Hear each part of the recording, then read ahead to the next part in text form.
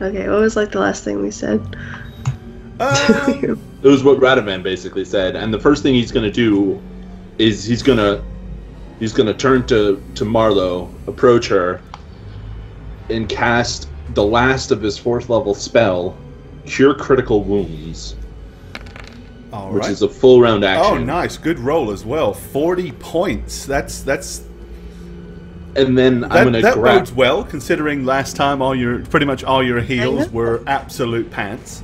And I'm gonna grab Marlowe's hand and I'm gonna say, "Look, we gotta go. We gotta go now." And I'm gonna start heading back towards the creature. We gotta go. What? Die? Die? You want to die right now?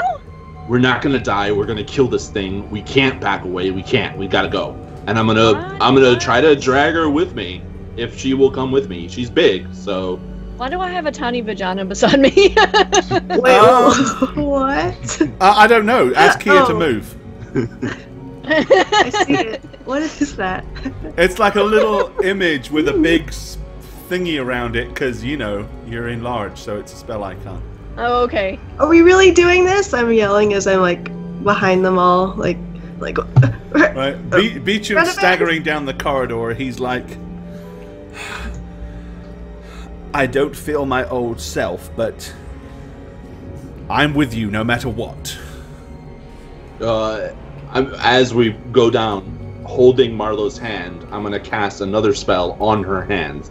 Okay. As I'm dragging this gigantic woman. Engagement spell is like a rape. I'm casting Disrupting Weapon as we move. Okay. So the spell makes a melee weapon deadly to undead. Any undead creature with hit dice equal to or less than the caster level must succeed on a will save or be destroyed utterly if struck. 16 rounds. So basically, if Marlowe successfully punches this thing and it is 16 hit dice, or if it's less than 16 hit dice or less, 16 hit dice or less, it must succeed on a willpower save, of which the DC is 19. Yeah. Or it is dead. It's that simple. And I'm gonna say, you need to find a way to get behind it, while I distract it. Beecham, don't come in. You need to go, and if we die, you need to alert the Jarl, and if the Jarl doesn't give a shit, then break the star and alert Arconis. I can help with getting Marlo behind it, and then I'm gonna go towards Marlo. Just tell me when. So so you guys know, everybody that's watching, if you missed it, this is what it said when they first saw it before. It doesn't say this now. This is just for retrospect for you guys if you weren't here at the end of last show. How fitting.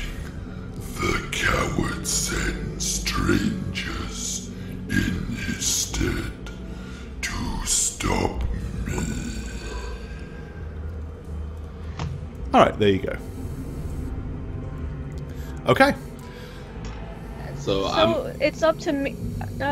This is kind of. Why do my hands feel all tingly? Marlo, Forlorn Hope. This. I gotta do it, and I'm gonna let go of Marlo's hand, and I'm gonna keep going. All right. You're doing what? I'm gonna cast another spell as I'm walking. And I'm also gonna say Renazin the Creator and activate my Ring of Mind Shielding. Okay. To steal myself, and I'm gonna cast Righteous Might on myself. All right. So you're also going big. Go big or go home. There you go. So Radovan is also super enlarged by Righteous Might. And I have damage resistance against evil.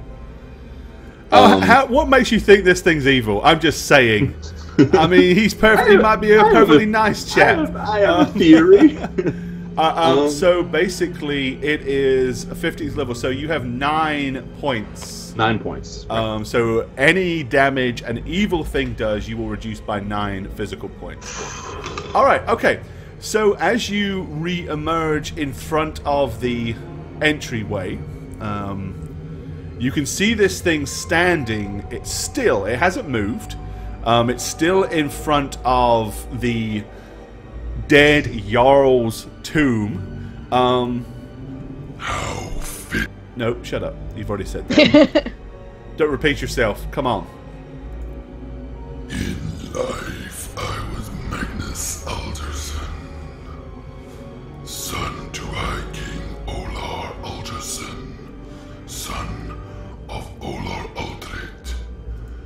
Upon my father's death, his wife, my stepmother, stole the throne from me by having me murdered, so that her illegitimate bloodline could become the bloodline of kings. Alrighty. That sounds bad, Radovan. That sounds bad. Like he was screwed over, and now he's taking it out on us. Marlo, are you ready? I'm gonna enter. Okay. And I'm gonna cast on one of my beams, so I have we're 3 gonna rounds need, left. as you're entering, we are going to need some initiative rolls against said fellow. So let's get those out of the way first. Radovan! What? Damn it. Natural 20! He's gonna roll higher because, it's only a 19. All right, so Radoburger is on 19, Marlo is on 16. I love how that's the highest you could possibly roll. It is. It's like you barely can achieve that without failing miserably.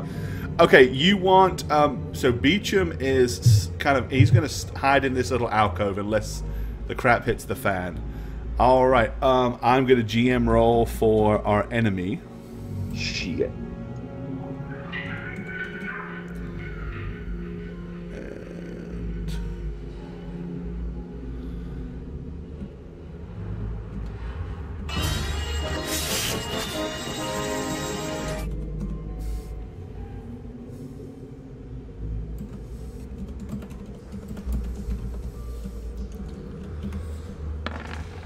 All right. Oh well, things are definitely going in your favor tonight. Just in case it's necessary, let me go ahead and roll for Beecham.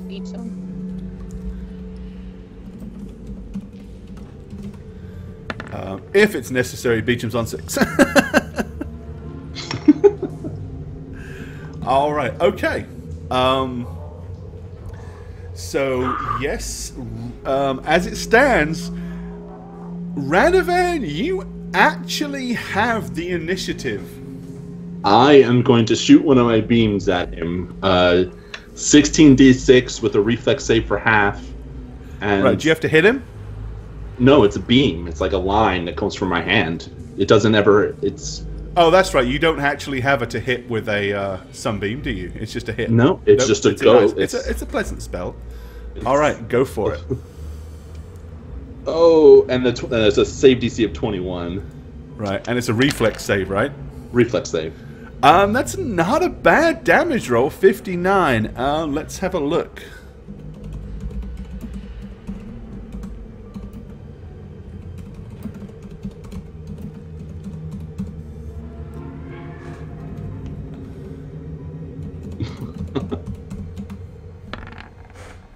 All right, it fails. It is taking. Let's see. That is holy damage, right? Yes. All right. So the beam of light flies through the air, striking the creature in the chest. It throws it back. It smashes up against the sarcophagus, and like just goes and smashes to the ground. Oh, my hat come off. And it slumps down just for half a second, looking defeated, and then you see it like go.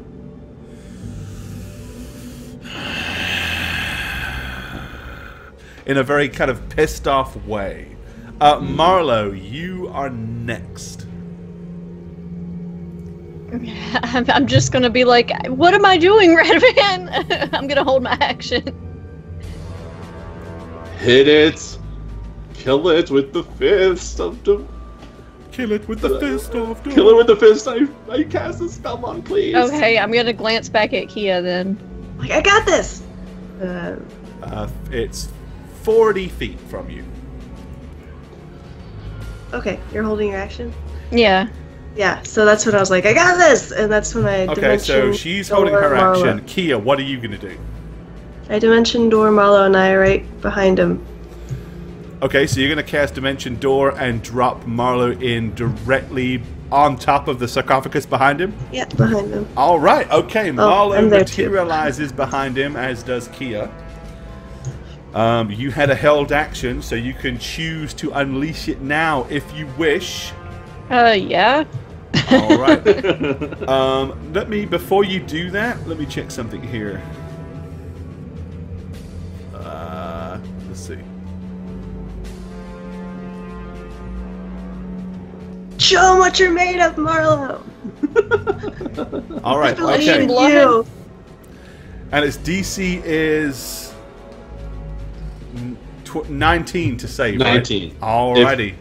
I'm going to move this map over a little bit so chat can see it a bit better, and I'm going to centralize it just a fraction more. There we go. Alright, I'll drop into tiger mode and unload on him. Alright. You hit him once. It will the strike that you do will do 12 points of damage. So you solidly punch him in the back. Let's see, that would be. Alright. Sorry to say, his hit dice are higher than 16. You know, I was hoping, but I Hey, it figured. was a good move. But Yeah.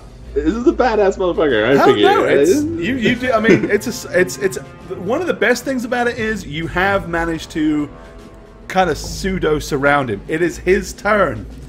Alrighty, Radovan. Yeah. Alright, he casts a spell. You see him raise his hands. Black, kind of black smoke surrounds his upper torso, as what appears to be black lightning comes down into his fingers, not from his fingers. I damaged him last turn. Does that help? Does he have to? Does that help or no? I mean, because that's scary shit. It's an ability, not a spell. So Okay. I'll take it. Let's go. So basically, he does that, and you see like what appears to be almost like a vitreous black sheen, like a sheen of black surround him. You can still see him through it, but it's kind of like he's surrounded by this orb, like a shell, like an orb of strange black swirling smoke Spellcraft? that seems to be somewhat contained. It's like not smoke that's floating around. It's almost as if you trapped smoke between two two panes of glass and covered himself in it. So you can see the smoke is like swirling around him, but it's not going anywhere. You can make a spellcraft check if you wish. Well, I have a feeling I just would not know what that is at all anyway, Yeah, even if you I rolled don't high. know what that is, Kia. All right. No, my spellcraft. Spellcraft of 27. You don't know the spell, but you can ascertain it to be some kind of necrotic shield. Okay. Interesting. Being that it is necrotic magic that is created like this wall of shield around him. So bear that in mind when you know that this is not like an energy shield, this is a necrotic shield. It is a shield that is somehow necromantic. Okay. Okay. It would be Beecham's turn, but he's not doing shit. Radovan, you're up. Well, I'm big, so I'm gonna move my distance. Okay. And he'll be within range, so I'm gonna get an attack off. All right. You charge over to him, raising your enlarged mighty mace of St. Cuthbert. Just gonna make sure I changed everything. Flanking, yes. Absolutely. There's a very big Marlowe standing behind him, so you can have a +2 flanking bonus. Alright, here's the weird thing. He doesn't try to avoid it. In fact, as you swipe, he leans into it. Take 16 points of damage, Radovan. Oh no. Basically you go boom. As you hit him, you see the shield like shimmer, like whoa, whoa, whoa, whoa, whoa, whoa. And then all of a sudden, like a strange black energy goes up the mace into your arm and sucks the damage out of you instead. Okay. Marlo, your turn. Does he have any sort of reaction? I bane. I mean, I hit him and I'm like, like, you know. Seeing basically the thing, like, as Radovan swung at it, it literally just went and moved and it almost like threw its arms up to embrace the blow. Okay, I think as a fighter, Marlo would notice that and be like, it what was the bloody hell? obvious. I mean, he literally totally theatrically threw himself into the blow, like embraced the damage, like he knew that this was not gonna hurt him. I'm gonna hold my action and shout, get that thing off of him. Alright, Kia. Can you get that thing off of him? No, probably not. I'm gonna cast Summon Monster 7. You still have one?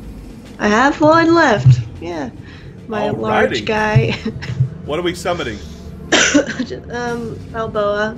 A 1d3. Hold on. Alright, let me have a... 2 of them!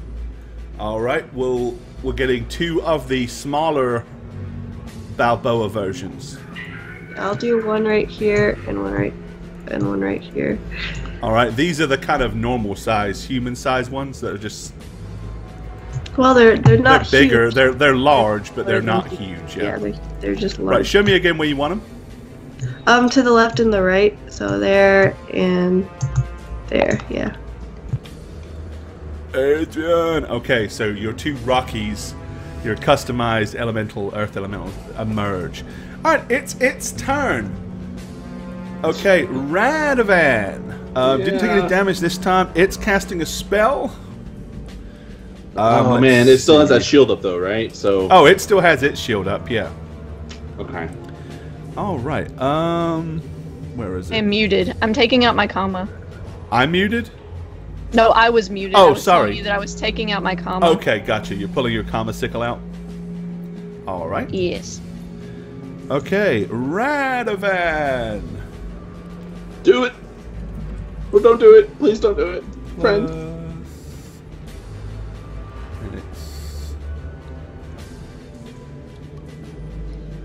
Oh man. Is that a standard action to take out that weapon? It would be, yeah. Yes. Alrighty. Alright, Rado. Range touch attack, 24. That's definitely a hit, yes. You take 150 hit points of damage. You can save for a 21 fortitude save, or take 150 hit points of damage. It's a fixed amount. Oh, wait a minute. You have a spell that does something very similar to that, don't you? I do. Oh my god! Yep, I do. How many hit points you on, Radovan? Not way less than 100. Not 150! Why? Yeah, no, I have one just like that too. So even if I pass, I probably still fail. What is the number? Fortitude save of 21, or you take 150 points of damage. Okay, the good news is you saved. So I take half that, don't I? That's still a lot, right? 75. Well, here's the thing, though, that it's not that cut and dry. The 150 inflict. My massive heal I did on Marlo is there's an inflict harm version too. It's called harm. Yeah, but there is a thing with that. So what happens? Basically, it is willpower halves it. So yes, you are taking half that. Oh, so, I did a fortitude save. You want a willpower? What did you do? You told him fortitude. Oh no, it's willpower. So what? But 23 would have still. What is your? Honestly, my willpower is 12. My point and my being, fortitude is 13. If you passed the fortitude, you passed the willpower, right? Yeah. Sorry, my bad. It is a willpower save. So you take 75. So how many hit points would you be on? Way less than 0. How many? Let me do the math first before I tell the chat and everyone cries. Maybe I'll draw this out. Minus 75. So what's your minus? I'm dead. Okay, well here's the thing. Harm cannot reduce you below 1 hit point, no matter what it does. So you're actually totally zapped down to 1 hit point. He just eradicated all of your remaining hit points with 1 blast. But yeah, Harm cannot take you below a single hit point. So no matter what, you cannot be reduced below 1 by the Harm spell. So you're down to 1. So Radovan falls to his knees. Like he just collapses on. All right. I mean, that was 42 hit point health he lost right there, just so you guys know. Yep. Okay. 43. So then, let's see. Is this thing still up? The shadowy thing? I have mastered the arts of unlife, and now I am able to seek revenge for my bloodline on all those who stole our lineage. All right. Not us! Radovan Not drops us! to his feet. Yeah, but you're the assholes here trying to stop him. So, all right. Beecham is still cowering behind the wall, watching. Marlowe, you can see where Beecham is. He's like looking at you with his eyes, like, and he's got his sword ready, and it looks like he's contemplating, like, just charging in there. Okay, so you're gonna shake him off. Okay, Yeah. he's like.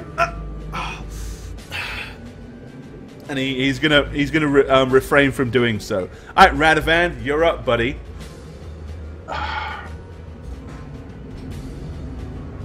Can I do an Arcana check to see if my divine? I have 1 spell being left, and this is the last round I could use it.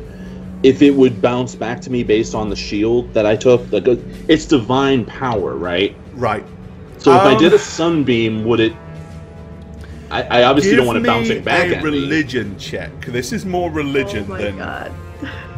This is so scary. Because I can't do anything but attack because of all the damage I just took. So I'll do religion. Oh, please roll well, me. I need to know this. Okay. All I can tell you is he took full. You're fairly convinced that the previous one did full damage. You know that quite often holy power can blast through evil power. Honestly, it's a reasonable assumption that it might not. His shield may not protect him against that. But you know what? You just don't know. This is a crapshoot. Hit him, and you're either gonna blast him or you're gonna eat your own sunbeam damage, which will kill you. Holy shit. Because So- I don't think you can sunbeam for less than 13 or 14 points of damage. So the harm spell, I had damage reduction. It still would have brought me to 1, right? Even I saved of 75, it would have been less. Yes, because even if you took the 9 off, it still would have reduced you It to still would dead. have reduced me. So it reduces you to 1 no matter what. So I am going to move 5 feet this way because I don't want to hit Marlowe. And I'm going to say, fight on. And I'm going to look at Kia and say, I love you, Kia. And I'm going to cast it at her. At him. At her? Okay. At her? That's fine. I'm going to cast it at Kia? the lich.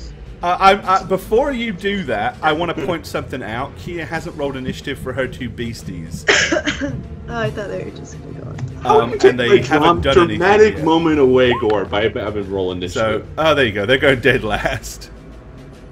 And Kia, You just so you know, you could have had them attack when they appeared, but you didn't.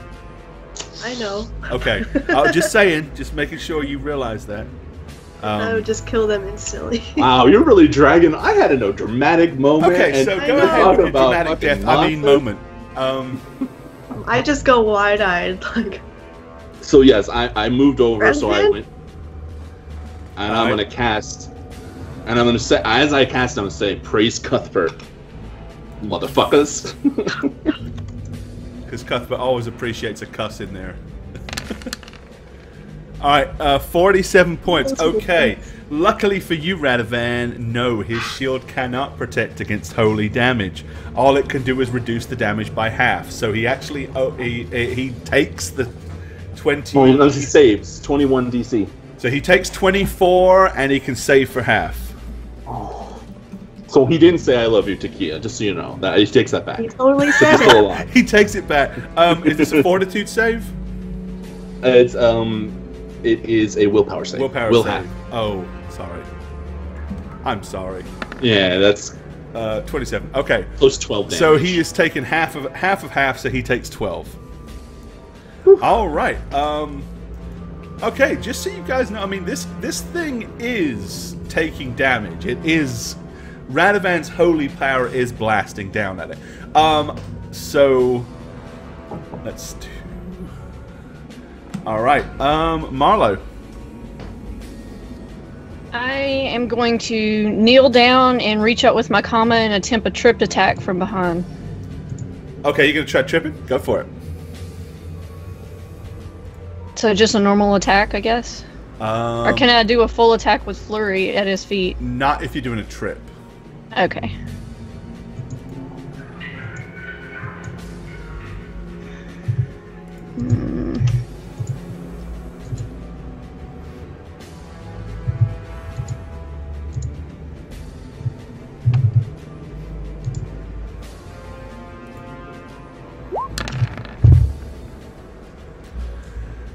That's not a hit. no. So, unfortunately, it's not a trip. I believe. Let's see. I mean, I have improved trip, but I'm not real sure what that does. I don't think that helps me. No, trip. That's attack of opportunity. Yeah, right? it just eliminates their ability to, get an attack of opportunity when you attempt it if you fail and stuff. Damn it. Nice try, though. Oh, absolutely. That's a smart move. Okay. Let's see. Wait, why is it giving me a strength bonus to attack? Or just to, it says 'cause you of gain how a plus big 4 you are? bonus. No, I mean improved trip.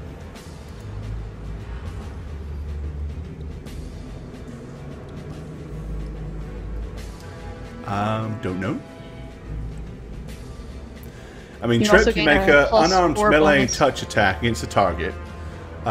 You improve trip, knocks out the possibility of attack of opportunity being made on you. Says you also gain a plus 4 on your strength check to trip. Oh, do you? You might be right. Let's see. You could be correct there. Let's see. This is very vital. Would that have made it plus 4 a 2 to the mod, right? So Let's see. So improved trip. Yes, you gain plus 4 bonus on your strength check to trip your opponent. That is correct. I still miss. You do, Wait, but it's good to know for the future. no. Well, Wasn't a strength check, but still. no, you don't have the bonus. You don't get a flanking bonus. So, Yeah, I shifted aside. yeah. I was. I'm making sure that you don't get robbed of anything. But no, you're not Sorry, quite where you Snoop. need to be. Sorry. I just didn't want to hit you with my beam. But it was a good idea. Kia, you want to do anything?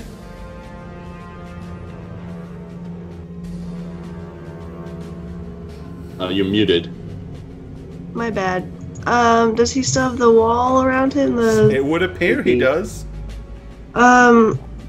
I want to see if magic missile works on him. All right. Just not empowered or anything. Oh shit. 20 points of force damage. All right. Let's see. That is magical. No, he eats that. All of it. 20 points. Okay. Okay. All right. Yes, you blast him with magic missile.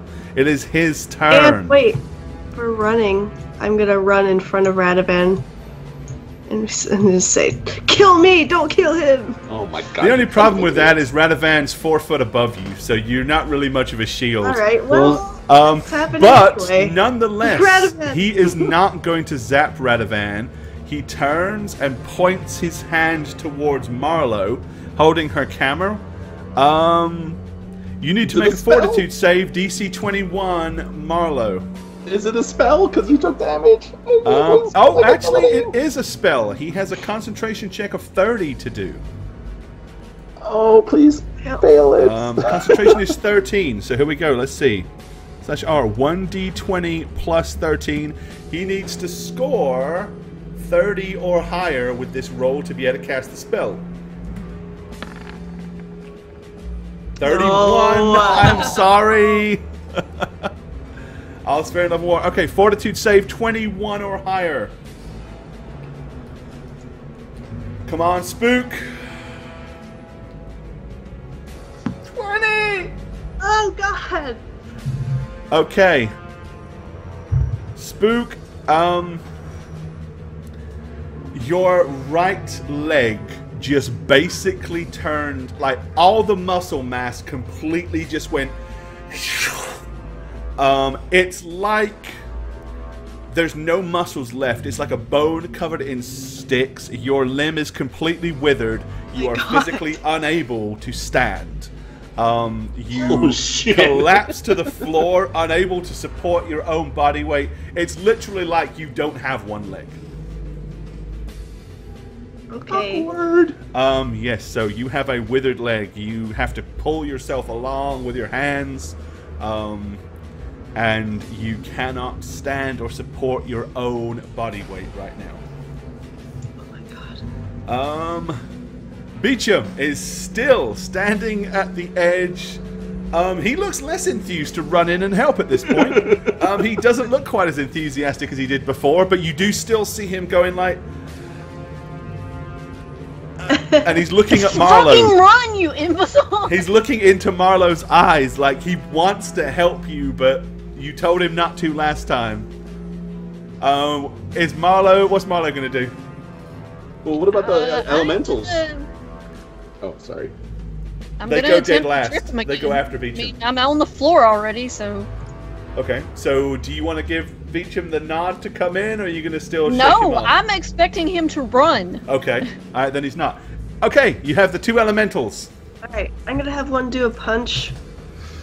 Just one punch to see... You want to see what happens? Well... He doesn't hit it. Right, then another... He does hit it. Roll the damage. 2d7.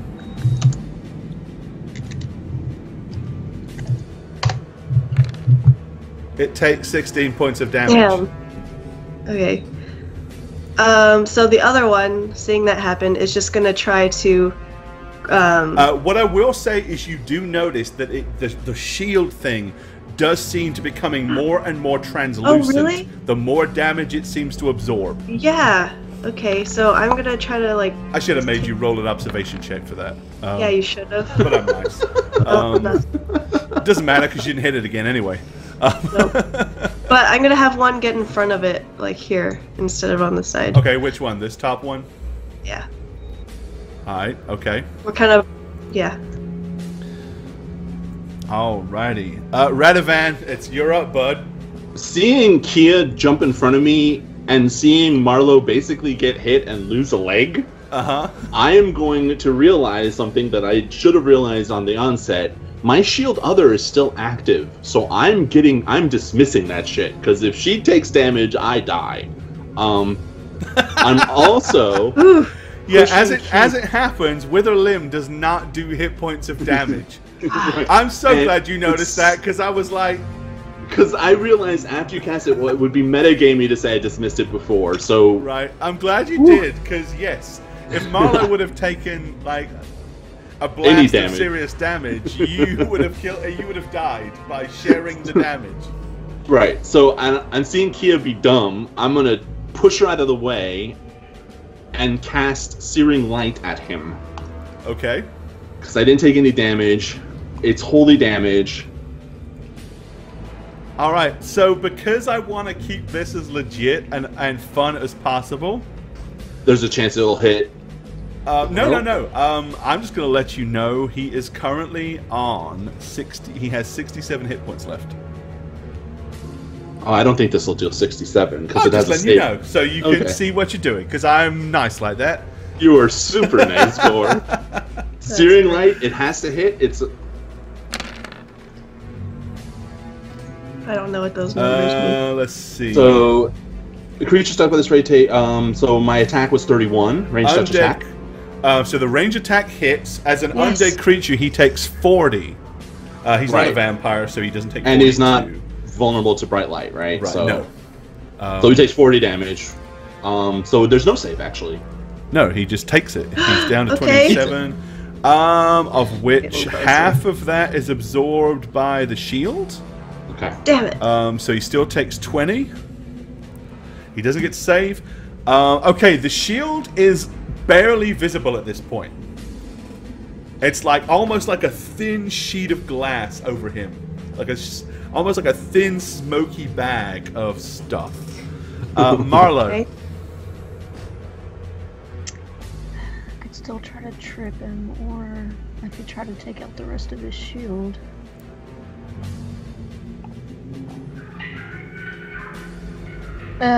Whatever. I'm gonna try to trip him one more time since I'm on the ground. I don't think I can do flurry without a leg anyway.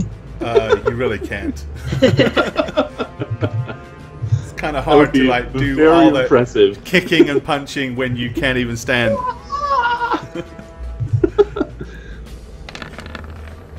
Come on with a trip. Sorry, but no. Close, but no cigar. Even with the flanking, still no? No.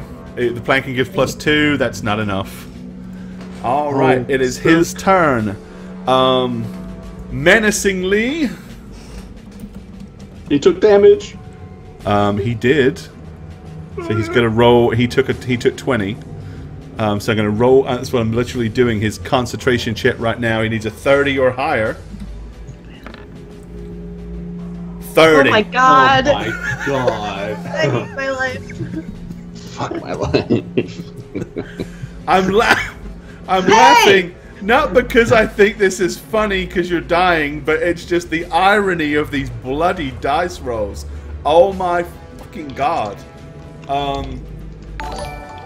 As we've said before, all dice rolls are open. You see it as it happens legit. I'm sorry.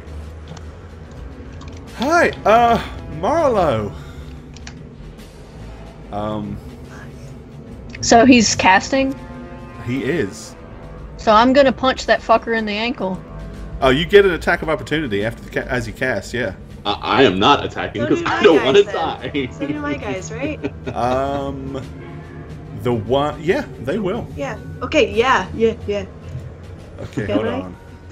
I am not because I am at 1 health. I'm scared. Where is it? With 1 health. Oh, come on, Radovan, don't be a puss. I give up. Fuck me. And Kia with the 1. Oh my god. That's so terrible. A 1.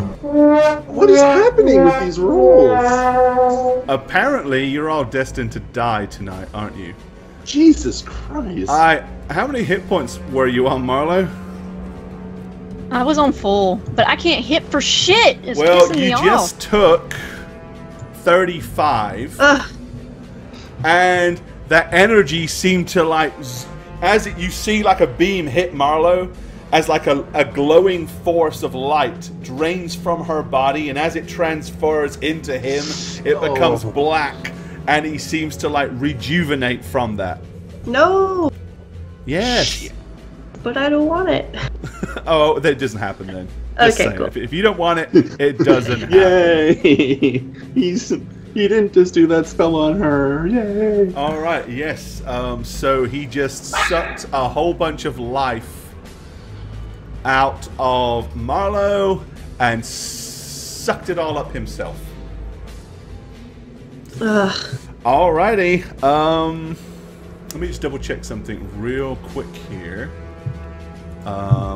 Before I say that, I just turned off the stupid thingy. Hold up.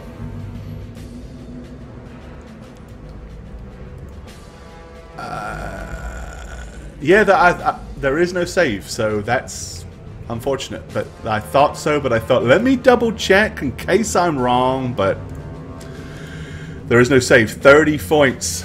Gore and his suck theme tonight, right? No living for you, Gore, the death Nazi. I'm sorry. Blame it on the dice. You know how that goes. Alright.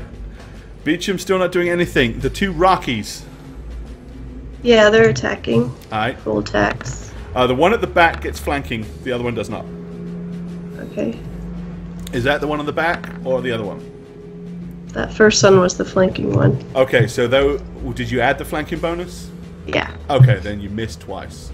Wow. And those missed Not as rolled well. higher so than a 10 for any of those. that's pretty unfortunate. Alright, Rado. I have one Searing Light left. I took 2. I'm gonna Wait, cast it. did I get to go? No, Kia can. If Kia wants to do something, she can. Yeah. Okay, Are what do you you want to do then, crazy? Kia? I cast another magic missile. Because it did damage last time. Alright, 17 points of magic missile. Alright.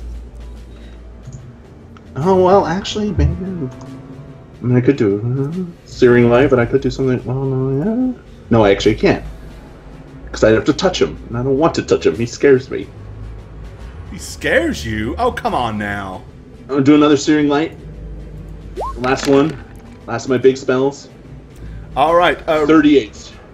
23. It misses. 23 missed, I'm afraid. You just pissed it out. Pissed it against the wind. I'm sorry, buddy. That's unfortunate. Alright, Marlowe. Miss Witherglen. From the ground, I'm gonna reach out and try to grab his legs and pull them toward me. Well, here's the thing. You're on the sarcophagus, which is about 3 foot off the ground, so you I forgot I was on the fucking sarcophagus. Yes, You can grab him by the waist or grab him. his arms, but you can't grab his legs. I'm gonna grab him and pull him toward me as hard as I can. Okay. Go for it. So Does you that make grapple? a grapple check. Yep. With a 25. All right. So with, here we go. Odds are good for you on this one. Yay! All right. Yeah. So you reach out and grab him and yank him against the coffin. So he's kind of like pulled forward against the coffin a little bit. So, like, can't use his arms kind of thing? Are you grabbing him by the arms? I totally arm. tried to bear hug this little bastard. Okay, alright, so you've grabbed him. Alright. Kia. Wait, it's me again? It actually is. Well, you just didn't Okay, get... just- You kind of like got bumped down the initiative last time a little bit, so you're actually next. Okay. Yeah, another magic missile. My last one, I believe. Alright. Yeah, it is my last Eat one. it. So I just He's on 65 give hit him points. all I got. Alright. There you So... he went from 65 down to 49 hit points. Alright.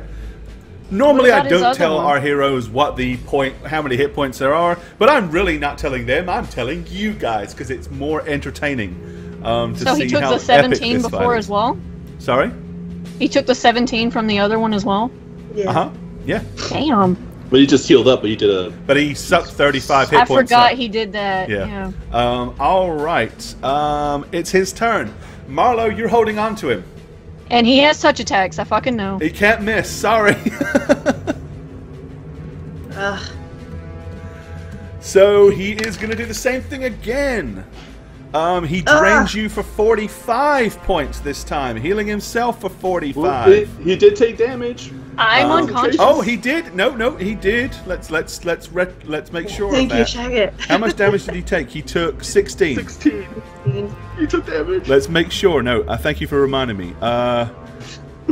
So he has to roll above 26. What she's been rolling. 31. Okay. Okay, So I'm it unconscious. stands 45 points of damage. Okay, so Marlo is drained for 45. She passes out.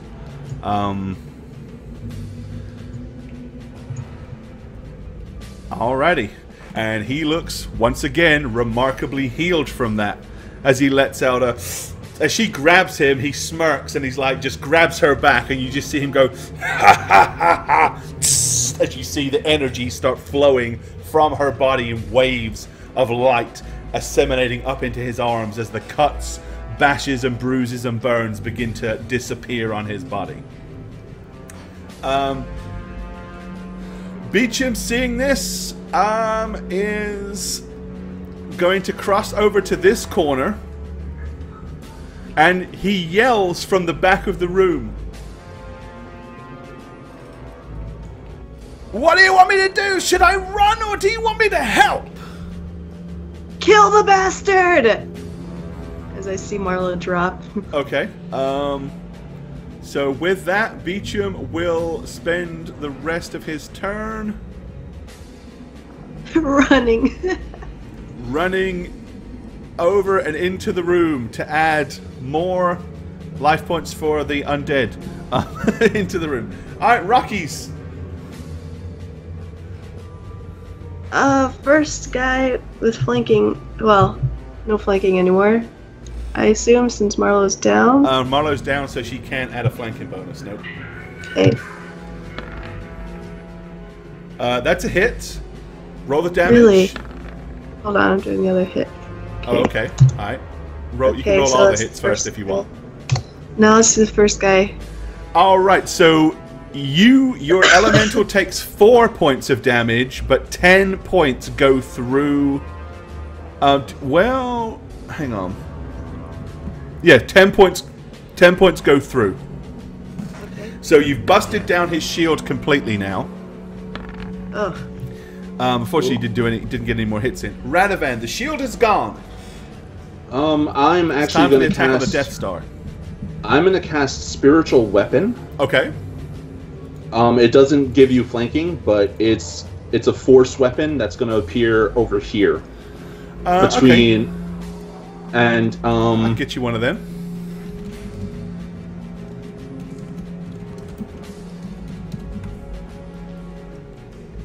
I think I have one. If not, I'll get you a hammer. Hang on. That's what I normally do, right? Is just give you a hammer. yeah, seeing Marlo go down. All right. Where do you want it? On the top part of the between, up here. There you go. And it uses your base attack. Does it attack the first turn? It strikes the opponent using starting with one attack the round the spell is cast. No, it says each round after the first, right? It strikes the opponent you designate starting with one attack in the round the spell is cast and continuing each round thereafter on your turn. So he gets one attack. Yes, it can make an attack on him immediately.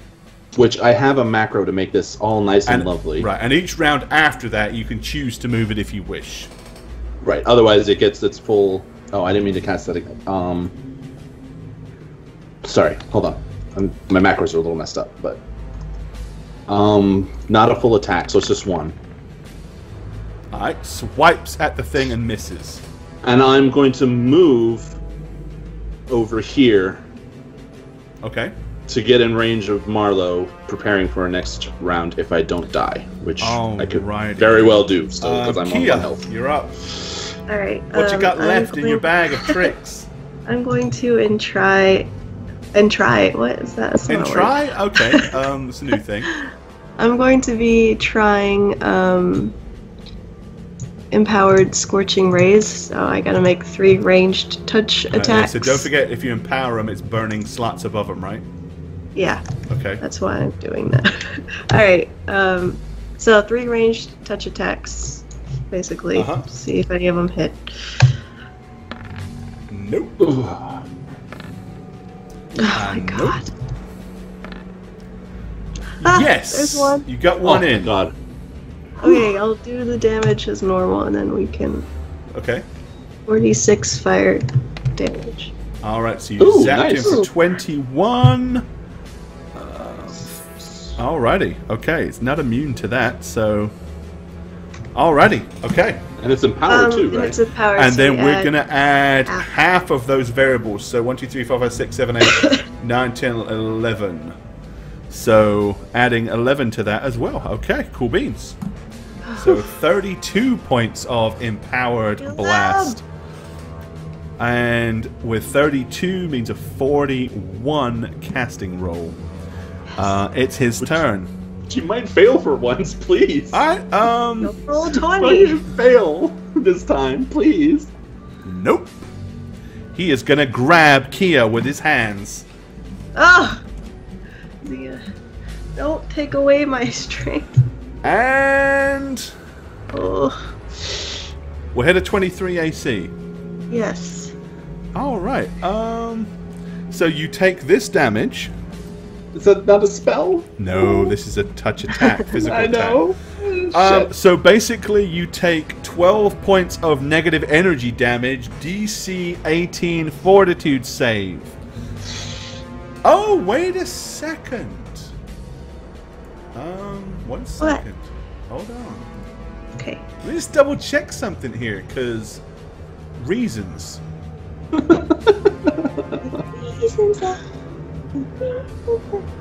Let's see.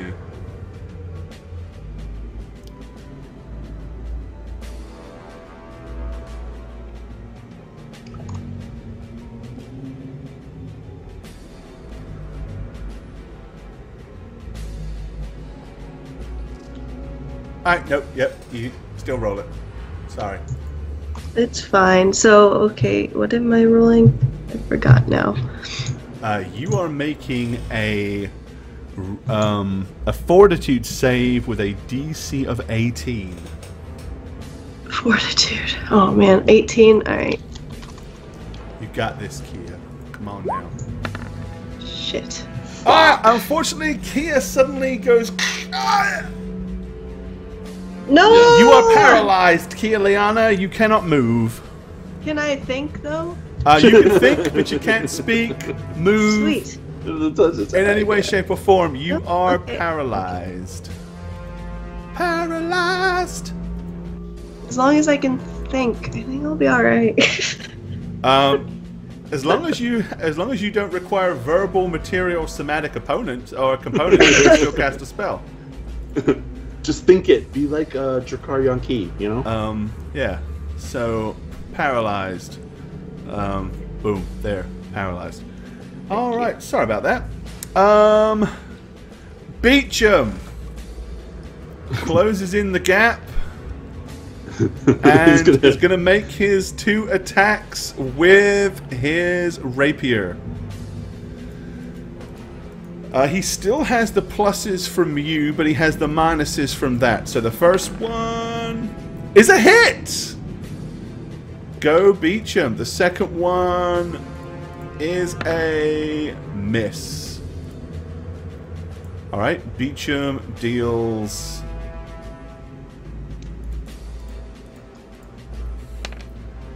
"12 points of damage to the creature with his rapier. Die, fiend! Stab. Good. Okay. We have the rock elementals, which you can still command because you can still Right. think. Yeah, If that so was I'll what you was worried about. So the first one's gonna start hammering. Nope. Yes. Okay.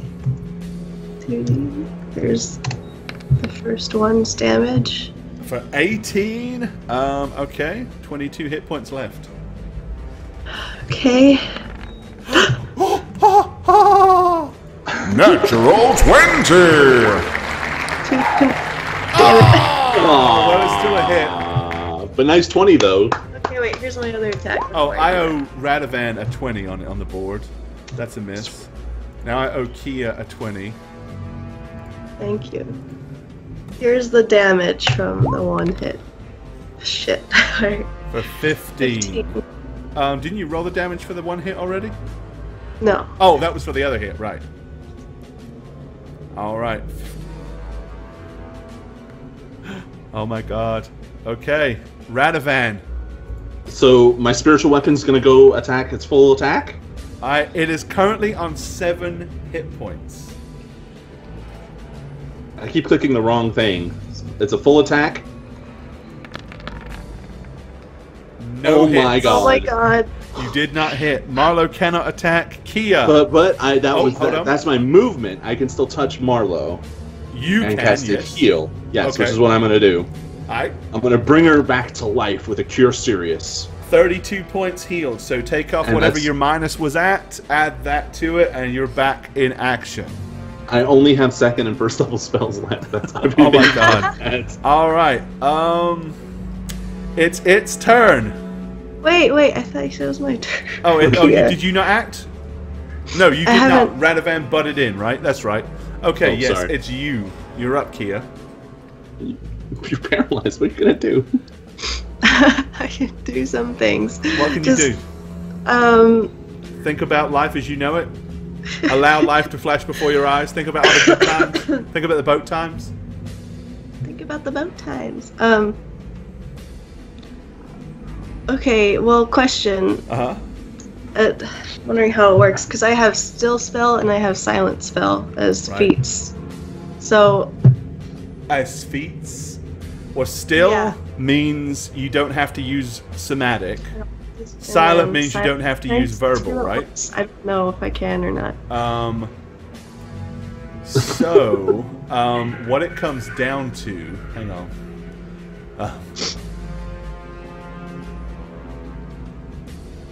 So, right, hold on. Right, so silent spell means that you no longer need, make sure, I'm 99% sure I'm right here. You can cast a spell that, without using verbal, so you don't have to speak to cast it, right? Right. Okay, then you have still spell, Right. and still spell means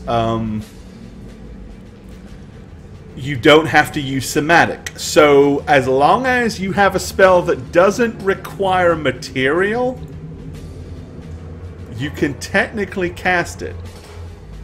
Like Chain Lightning? What does Chain Lightning require? I don't So if you look at Chain Lightning, if it says VSM for the component, you can't do it. Oh, it has a focus with like...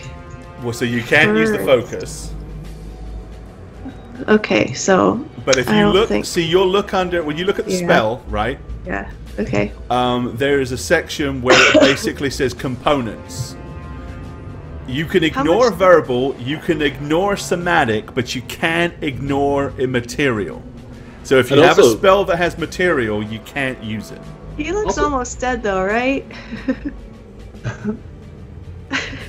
Because I could say, Cal, go claw him to death.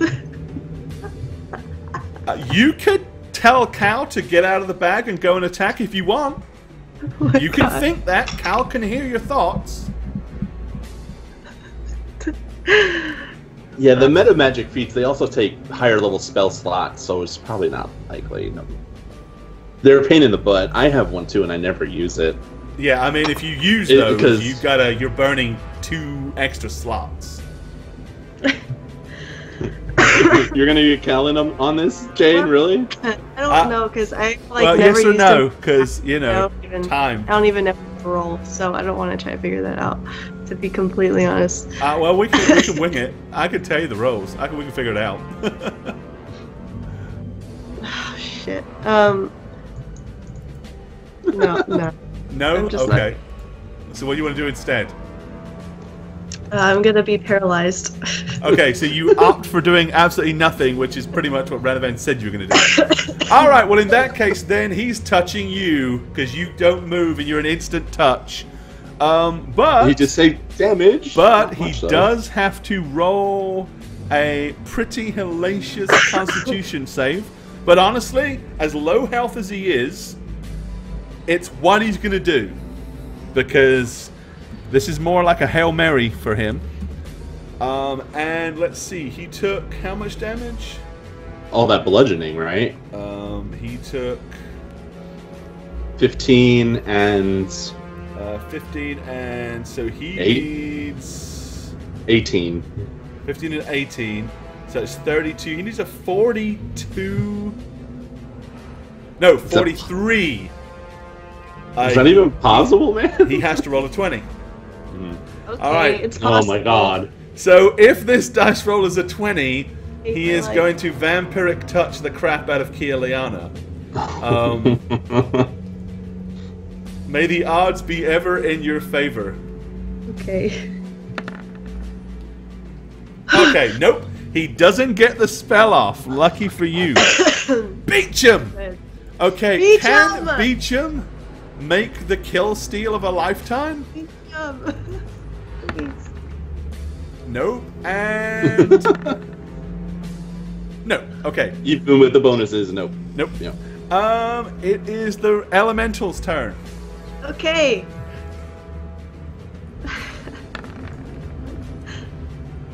Okay. One hit. Doing so all my far. attack rolls right now. Just One hit. one more. Alright. Okay, so one hit.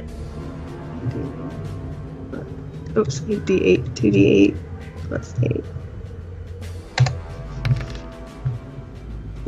19. Okay, the elemental smashes. I needed to have updated that because he's way past orange. The elemental smashes him with a mighty left hook. He's like. You see the light begin to fade out of his glowing eyes, and as a free action, he goes and clicks his fingers, and Beecham is burst. All of Beecham's pus bubbles go everywhere. I love it. I love it. That's perfect. Of course. And Beecham takes 37 points of damage. Is he dead? Beecham screams as he falls backwards against, kind of backwards against the ground, collapses down. No, he is not dead, but he is seriously injured. And he looks as hideous and disgusting as you do. However, the light has faded from the eyes of the dead creature as it collapses to the ground. Radovan. I am going to heal myself because I've been on 1 health point this entire fucking time. Okay. And Marlo is getting back up because I healed her. Yep, so Marlo's back up. Okay, so you're gonna heal yourself. only with a lowly cure. Oh, second spell. So cure moderate. Ugh. For 19. I need to move this back over. 19 points of... Okay, so you're healed 19 points. Okay. So this thing is dead? Because it's not moving right now. Marlo, what are you going to do? You still have a withered leg. I'm just gonna fucking lay there because Okay. like, I don't know what else to do, so... Alright, I still have my, Kia, what are you mace. going to do? Okay. I'm going to do a... No, you're paralyzed. You're not doing anything. No, I'm still going to do a... where's like a message spell to Radovan, and I'm going to say, can you please cut his head off? I think he might come back to life. I can't do anything. All right. Yeah. So you're gonna send that? I would use my my floating mace to do damage to it. If I could. To bludgeon it. Okay. Roll damage. I guess I'm taking out flint and some steel. We're about to burn this fucker. Okay. So if so, you just see my weapon go down and start smashing it. All right. Okay, so you smash its skull into a bloody pulp to where it is no longer functional. Yeah, I'm up above it going. And I'm also gonna send a message to Marlo saying, Marlo. You can't All right, it is destroyed, as far as you can tell. I'm done. Can we end the stream now? I'm Yeah, let's just... All right. I'm flooded Okay, so, but we have, even though everyone is alive, Beecham is down 6 points of strength. Radovan's down 3 points of strength. Marlo has a completely withered limb. Ninja, thanks for resub, bud. Much love. Spam your hype. And take your pants off. What are the odds that the Jarl even knows about his And ancestors? Kia, what was your negative on the charisma, Kia? -6. Oh, lovely. Yeah, so Beecham's down 6 strength and 6 charisma. Poor bastard. I'm just gonna look at Marlo as I shrink and slink. She's gonna shrink too. I know it's cold. I'm just gonna say it doesn't matter, Marlo. Like the way these guys live their lives up here, of course they betray each other and seek revenge on each other and feel it's unjust. Well, there's nothing we can do about that. I mean, it's... I'm gonna sit there like...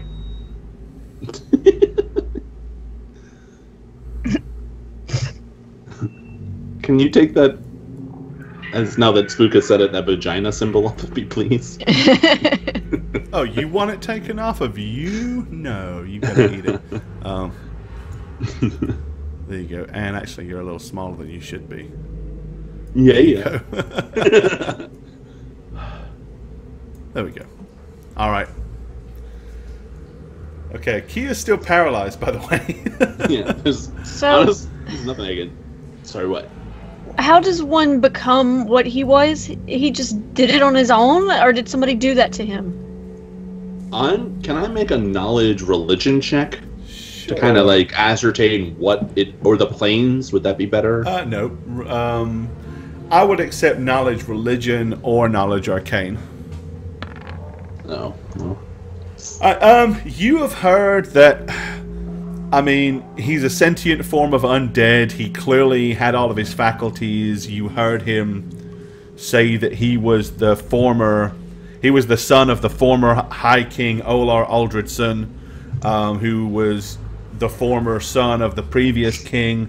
And next door neighbor's goat. Yeah, he said a lot of shit like that. And basically... So it's fairly obvious to you that he was a living human being at some point that has retained all of his faculties. Honestly, I mean, you have heard of rumors about people finding a way to some twisted form of unlife through research or whatever. But you also know that powerful necromancers can create and turn things into the undead as well. So... Okay, so my answer to that question will be, I would assume he was responsible for what happened to him. It seemed like it was a choice, right? He wanted revenge, and this is a way to do revenge. You can be that angry that you can come back from death as that? Well, he might not have... He might not have died and come back. He might have... He said he was murdered. Oh, did he? Oh, I missed that part. I was too busy freaking out over my life. I'm going to make a knowledge check for Beecham and just see what that comes up as. Okay, no. I'm going to look at Marlo and shrug and then glance over at Kia, who's still paralyzed. At that point, you glance at me. I'm gonna send you another message spell that says, "I need to talk to you." I'm just gonna shake my head. I can fix what happened to us, guys. I'm spent, and I'm tired. Aye. Kia. Marlo physically, her upper body is such that she's strong enough to kind of like put her hands in front and drag her body, but she cannot physically walk at all. The thought of staying in here, but I mean, we can't go anywhere with Kia like that, and I guess we have to rest up in here. I could dimension door out of here. I send as a message spell. How many spell slots do you have? Have all of my level 0 spells. It lasts one cast lasts several minutes. So Yeah, but you're still using the same message spell. I'm on about the dimension door. Give Marlo a crutch and I'll just teleport out. No, we're not teleporting out. Give Marlo a crutch. You know all those crutches that you carry around with you, Radovan, all the time? A walking stick. Just whip one of those at your backpack and hand it over. Or It's fine. I'll just walk on my hands. Tell her to touch me, and I can take her with me when I teleport. Do you guys really want to spend to go into the freezing cold in our condition and then try to rest? You want to be in the freezing cold or right inside the way? We don't have to be this fucking deep in here, or I can just sleep up here. I don't care. Let's just make a decision. I say we close the door, we barricade it. Why don't we check inside this tomb first, just in case? Yeah, is that tomb open or is it just? The lid is slightly ajar. Yes. So with that, I'm gonna use my light shield and peer inside. Yeah, just roll off. Okay. Yeah, there's nothing in it. The dead Jarl was in it. Speaking of which, I'm disturbing his ashes all over the place. I'm gonna sneeze into him. Everything. Just get. Well, wait, not together. So scatter the dude's stuff everywhere. I'm gonna search him first. Marlo set him on fire. So I'm gonna search his remains. Was there anything of value that was not set on fire? Anything that's not burnt? Not really. Except for there is indeed a gold crown. Oh. It's like a gold crown with obsidian spikes that are like molded into it that come up and out. Do you really want to touch that? Do you know how much probably cursed on his body? Marlo, absolutely correct. And I'm gonna use my mace and I'm gonna bash it. Okay. Try to break the skull. I mean tiara. Right. So yeah, you smash it and bust it into a malformed malformed pile of metal. Beecham, gonna look over at the. Can you do me? I'm gonna go over to him a favor. Excuse me? Can you do me? Can you do me a favor, Beecham? I've seen so much weird shit right now. I can't handle anything else right away. Oh my god, I have no second level Beecham, spells. who is like disheveled and weak, covered in ginormous sores. He looks like something. He looks like one of the undead extras out of Pirates of the Caribbean. I'm gonna cast 2 Cure Lights because I'm burning through all my spells because I really don't have much left. So there's one for him. Heal him from some of the pox damage. 18. So he's healed 18 points. All right. And then I'm also going to cast Detect Undead. On who or what? On the area. Okay. I'm going to see if there's anything remaining in this immediate vicinity. Undead still in your range? Yeah. No, doesn't appear to be. I'm going to say, go back to that well and see if that cursed shit is still there, and then come back, like, right away. And obviously don't take the southern chamber, because we did not clear it of those undead things. Alright, okay, so Beecham wanders Be off. careful, Beecham. I can fix us.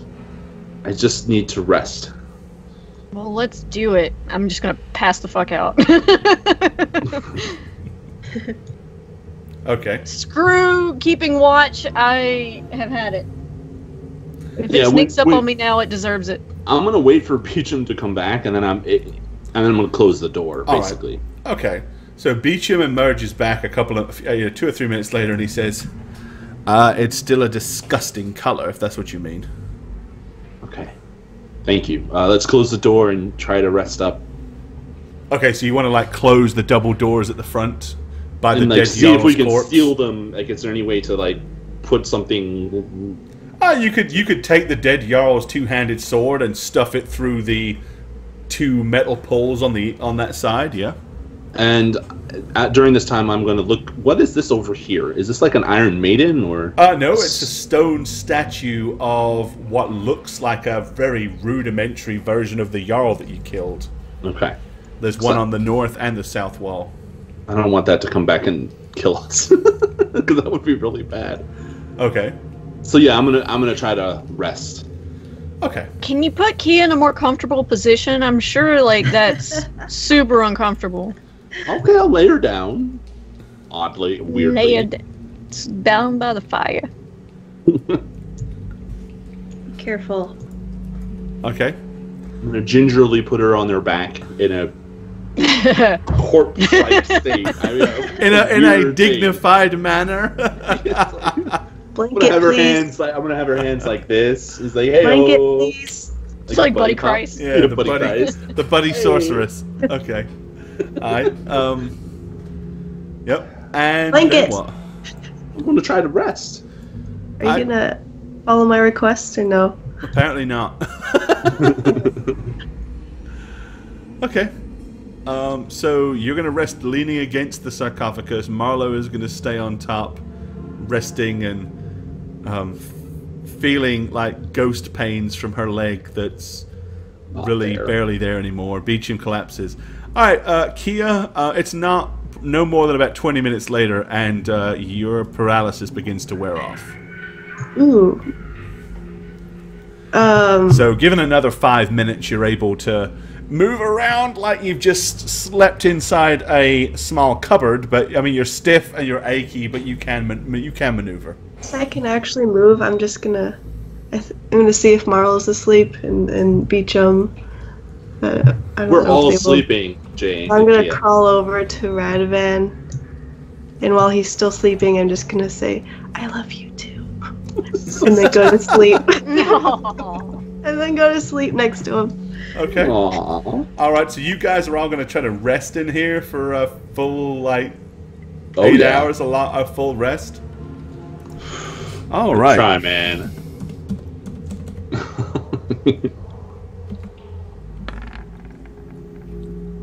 Ooh. Okay. Alrighty. So no one's keeping watch, is what you're saying, right? Beecham's asleep, Marlowe's asleep, Kia's asleep, Radovan's asleep, everybody's fast asleep. We're asleep. I don't know that I would sleep like really well, but yes, I would be trying to sleep. I don't like this. Of course not. What's not to like? This is really bad.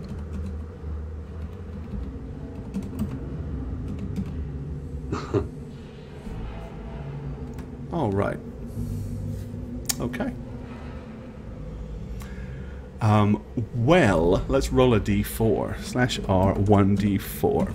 Oh God, Okay. which one? 1 of us is Beecham, 2 is Marlowe, 3 is Radovan, 4 is Kia. 3, Radovan. You wake up first. I knew you were gonna do that. Okay, yeah, Radovan, you wake up first. Dick with a capital D. And HR evil guy. slowly but surely, everybody else wakes up as well. Yeah, nothing happened. You killed everything in here that was physically. I am going to go to the back and pray my ass off to Cuthbert, thanking him for everything. And oh man, you're killing me, Gore, because I have a lot of spells I need to do. I need to like rework. So that's what I'm doing. Okay, so you're thanking Cuthbert. Alright, so Beecham is still down 6 charisma. He is still down 6 strength. Kia is still down 6 charisma. Marlowe still has a withered leg. The paralysis wore off. None of those other things have, however. Okay, this is going to take a while because there are some things I need to finagle. So everybody else, talk amongst yourselves. No, actually, this is the perfect time for a break. So let's do that. Jesus, all right, we're going to score. take a short break. You have confirmed that the bubbling pool is still nasty and festering. Because you sent your lackey Beecham to go tick it out. You have all rested. Radovan is in the process of trying to pray to Cuthbert for something,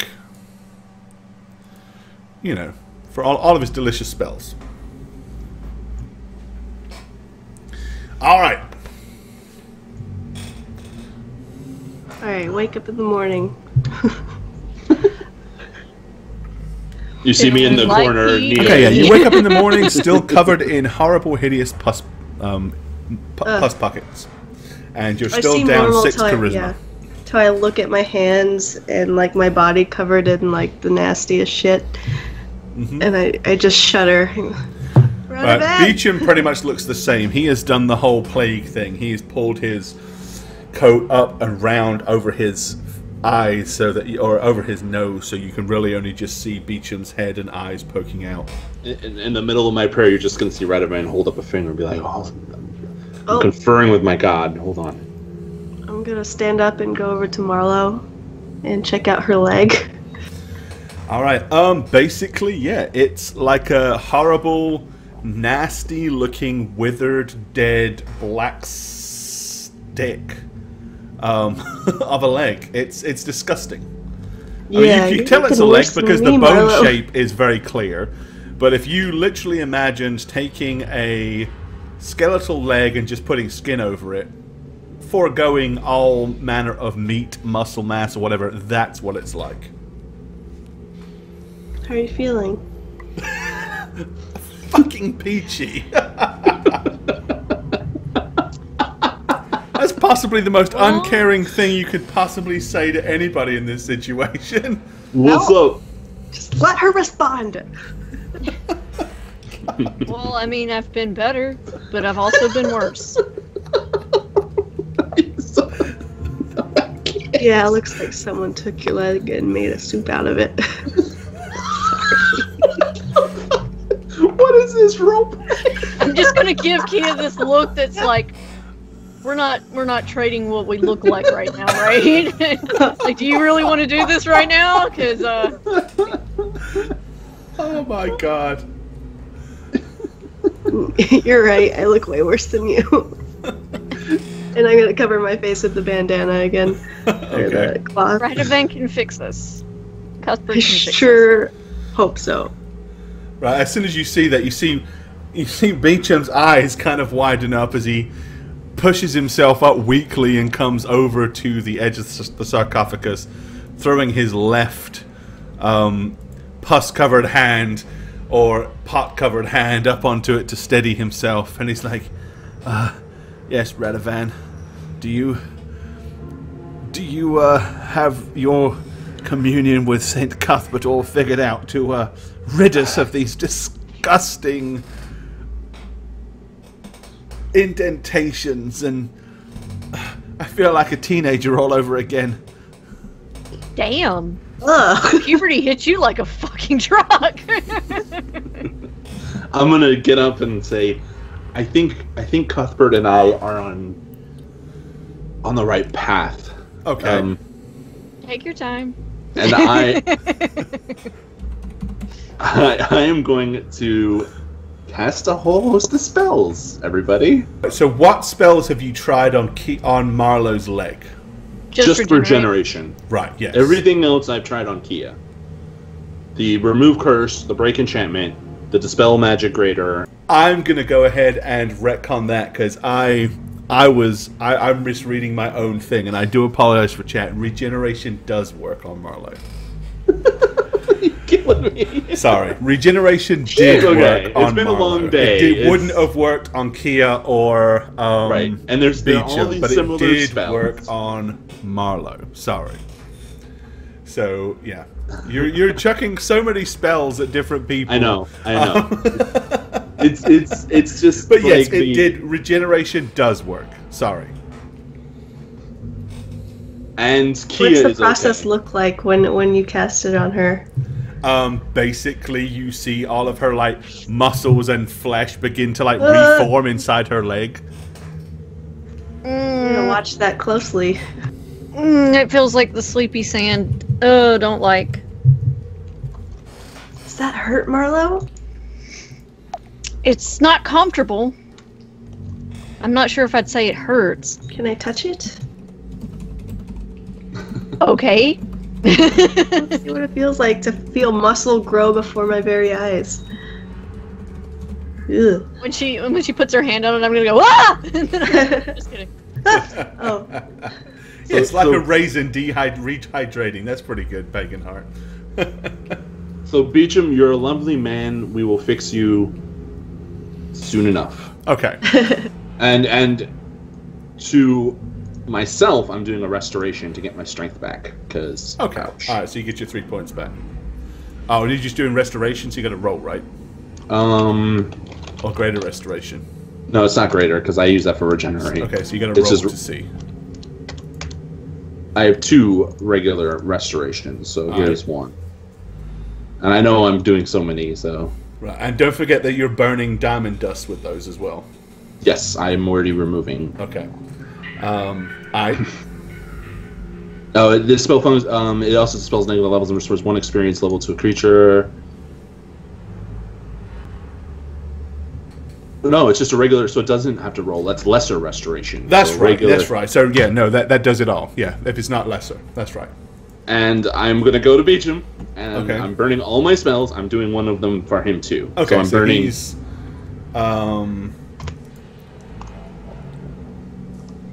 restoration. Okay, so that gets him his strength loss back.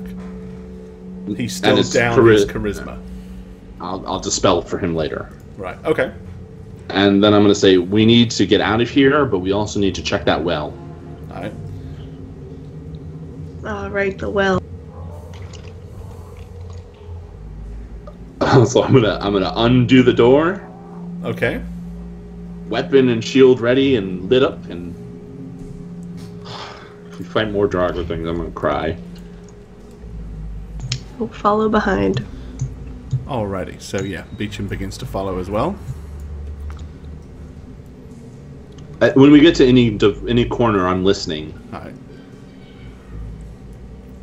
right. You cannot hear anything. We go this way, right? Yes, it's over here.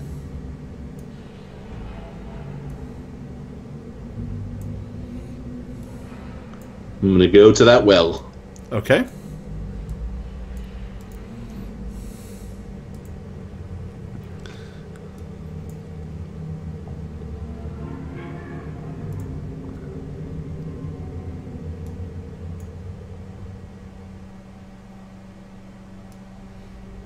And It's still bubbling, right? The water is still bubbling, and it still seems to be a disgusting color. Yes. Kia, come here for a second. Stick your hand in there. No. Okay. I'm going to approach. Stand next to Radovan. What is it? Well, if something is down this well, corrupting the water and thusly the land, perhaps it's something you can, if you can see, you can remove, right? Telekinesis? Obviously not reaching in. I mean, I'd have to know where it was at. I can't. Yeah, so... I don't have an eyeball I could just throw down this well. I don't understand why this stuff didn't disappear when we killed him. Because it might be a physical object, Marlo, like a thing that's... I say we go outside and perimeter this place and see if there's an outside water source. I understand that I'm getting at the fact that he may not have been big bad. Yeah. So, you have anything more to say? I'm sorry. I don't want to. Could there be something worse that we have to face? If he wasn't what caused it all. I don't want to get my hopes up, but I'd like to think that he was the cause of this. Maybe he had an item that he used to taint it and then was here to protect it. Shit. Gore, you're right. No, because it's material components, right? Mm-hmm. Yeah, so no, I don't. So, in fact, what did you not do? The restorations. Okay. I was thinking the same thing. You said diamond dust. I was like, right. maybe I missed that. Because we don't have any diamond dust. Because the fucking Jarl and has Mike, it. yeah, Mike just said that as well. No. Don't want to be a sports. Yep. Yep. Yeah, Nope. when I saw you pop that up there and I saw the diamond dust worth 100 gold pieces, I was like, I'm pretty sure we don't have that. Right. You're right. You guys are right. You guys So are the right. restorations did not cast. You did not cast restoration. Makes sense. Okay. Gotta love it. It's cool. Gotta love Marlo's the got enough errors. balance; she can walk on her hands. It's all right. It's been a long day. A very long day. No, the regeneration doesn't require that. Regeneration's So Marlo's fine. You're Oh, fine, Marlo's Marlo. It's okay. only the restorations that wouldn't have worked. I'm going through all my other spells. Yep. I'm still not playing the cleric next campaign. I'm done with the cleric spells. For now. Well, I wait need a second. If you're retconning it, that would be way too far to go back, though, right? No, Mike, it's all right. It was actually. We were already doubting. I was just rereading it on the screen, and I read the bottom part, and I was like, wait a second, he didn't have those. So I'd messaged Shagget privately. Yep. And said, "Do you even have diamond dust?" Question mark. I immediately was like, oh shit. Yeah, which he wouldn't have had that to cast on me before either. No, I did lesser restoration on. No, I did. Remember when It you doesn't restored matter. my strength? I mean, that was a long time ago. We're There's not no way going for to us to retcon that far retcon back. But yeah, Fuck my Whatever. it's tough to remember when you don't have stuff. But that greater was before. restoration, guys. Greater restoration doesn't take diamond dust. It takes ability. It takes experience. The greater restoration. Right, restoration is the one that burns 100 Right. gold of And worth lesser of diamond dust. restoration. And lesser. And none of the other spells I cast require diamond dust. No, I it's just- only the restoration spell. Yes, it's. Yeah, that's the only one that wouldn't have worked. Okay. But you're good. Okay. So I'm gonna say, Kia, come back. Oh, okay. I'm gonna try to clear this well up as best I can. See if you can see anything down there with your elf eyes. Okay? You think I'm some kind You're of elven. magician? You're a sorceress. Isn't that the same thing? Oh, you're right, I am. Okay, go ahead. So I am going to cast in short and quick, as quickly as I can, all my cantrips of purify food and drink. I'm going to try to purge as much of the water as I can. Okay, so what now? How do you plan on doing this? So you're going to It's cast 16 cubic feet of contaminated food and water. I'm casting purify food and drink on the well. Because you said it worked on the stuff on the floor, and this is being a well. I have four spells of this. Can I cast it further and further down? Would that work? Technically, no, but I think what you're trying to do. Is clear it up enough so Kia can see Alright, so something. cast the first one. I just And did. okay, so you cast that. Because what would happen basically is, bearing in mind this thing is bubbling up from the bottom, right? So you would purify the top, but then shit would be pushed back to the top. Okay. So in effect, what you would be doing is just kind of diluting it, as opposed to clearing out a section, because water's not stagnant. Of course. So Kia's doing what when you do this? To see if she can spot something that she can Okay, Kia, use give me a telekinesis spot on. check. Yeah. I'm gonna have Spot Cal check. come out too to also take a look, because maybe he can see better than me too. So we're both gonna look. Okay. So I'll do my spot check first. It's 8 gallons, so it's 8 times 16 gallons. It's getting purified. Oh, okay. Ooh. Momentarily, like, so basically, as I said, he purifies the top block, right? The top of it. And then, of course, the bubbling geyser from beneath is going to just recontaminate all of that. But right before it does so, you do see attached to the side of the well, like a limpet stuck on the side, some huge, big, weird, misshapen ball.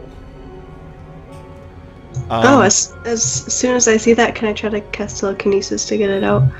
Yeah, well, you know where it is, so you can telekinesis it. Yes. If not, you can wait till Radovan casts it again and then...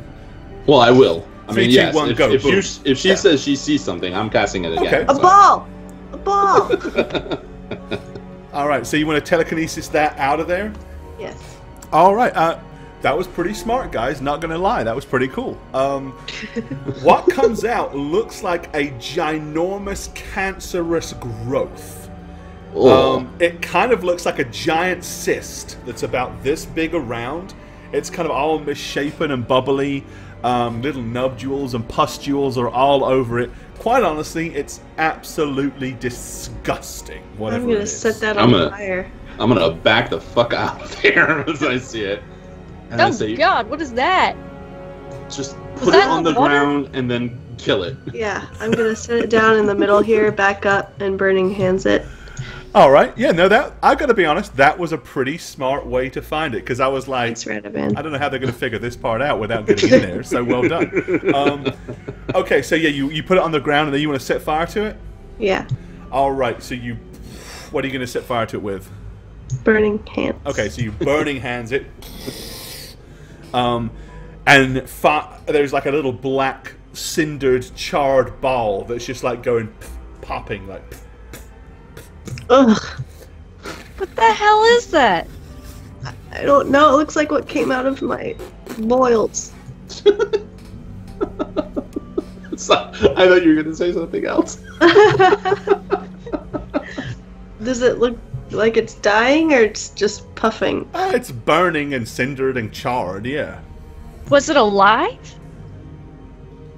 I don't know. I mean, it let out a couple of high-pitched squeaky sounds, but that was more like air was escaping from it than... Like hot air was escaping it than it was actually squeaking or making a noise. Someone hit that thing with a weapon. I don't want to have my weapon touch it. Gross. I mean, I was thinking about stomping Take it, one but of the Take one of the weapons lying around here. I'm gonna look around, and well, you've got the dead Hurlskull over here that had. I'm gonna take it and approach it, and then kind of poke it. You stab it, and now you have a charred, burning ball of some kind of weird biological matter on the end of the sword. I'm gonna drop the sword right next to it, and I'm gonna say, "Just burn it more, please. Just make sure it's dead I'm for gonna keep good." burning it then. All right, so you want to pretty much like condense it down into like just char it down until it's no more than little black charcoal nuggets. Yeah. Okay. And then step on it. Just kidding. I'm not gonna touch it. Okay. And I'm gonna return to the well to see if there's any and I'm gonna cast one of my last 2 purify food. Okay. And drink. Alright, well it is still bubbling, but you are noticing that as it bubbles, it takes a couple of minutes, but after a while it starts to bubble and the liquid coming out the top appears to be more like clear water than infected nastiness. So I'm gonna back away and I'm gonna say, I think that worked. Wow. Did we really just solve this entire area's farming problem with that ball? It's at the very least, it's something we can tell the Jarl we did. I would suggest we don't apprise him of the history of the thing that spoke about being murdered and seeking revenge, right? We just It was an undead monstrosity. We killed it. It had infected the well with water, and we killed that. Right, Marlo? We don't need to go into details about its story and its life, right? I'm not saying anything from the time we enter that village to the time we leave. They can figure shit out on their own. I hope they give us back our stuff. I'm done imparting knowledge or information to them. I hear that. Well, let's get out of here. I'm gonna cast heal on myself because I have one left. So, 150 points of Healy goodness. And I'm gonna say, let's get out of here. Beecham, we'll get you later. All right. Okay. So you guys are all just gonna like head southwards and back out past all the dead, destroyed Hurlscarls. Yes. The safe way. We're not going down that corridor. What about all that treasure? Should we tell that they are all about it? No, it was put there for a reason. Treasure? What treasure? There was no, it was just like not some treasure, old weapons. you know, just offerings and stuff like that. It's offerings. Yeah, like food and. Right. Shouldn't we at least take some of it to reimburse ourselves? After all, what if the Jarl doesn't give us any of our wealth back? Then we're broke. I just think personally that maybe we should take some of it. You know he's just going to take it from you when we go back into the village, right? But what we do is we bury it on the outskirts of the village. We don't take it in, and then if he gives us our stuff back, we then say, okay, as you've been honourable to us, we will treat you in kind. No, do you want to disturb the undead here even No, because more? if we tell them that we looted the tombs here, they'll probably kill us. And so Beecham, let's just take it, bury it outside of town, and not tell them at all. Beecham, I'm not desecrating this place further. But we already butchered and massacred most of the dead Hurlscarls and some of the dead Jarls. Really, is it much more of an insult to take a few coins to reimburse ourselves? And I'm just going to keep walking. Whoops. I agree with Marlo. Of course, I defer to your judgment. Beecham. I don't want to take anything from this place with me. All right. Sorry, I mean, yeah, he's going to give in to it, but you can tell he's somewhat disappointed.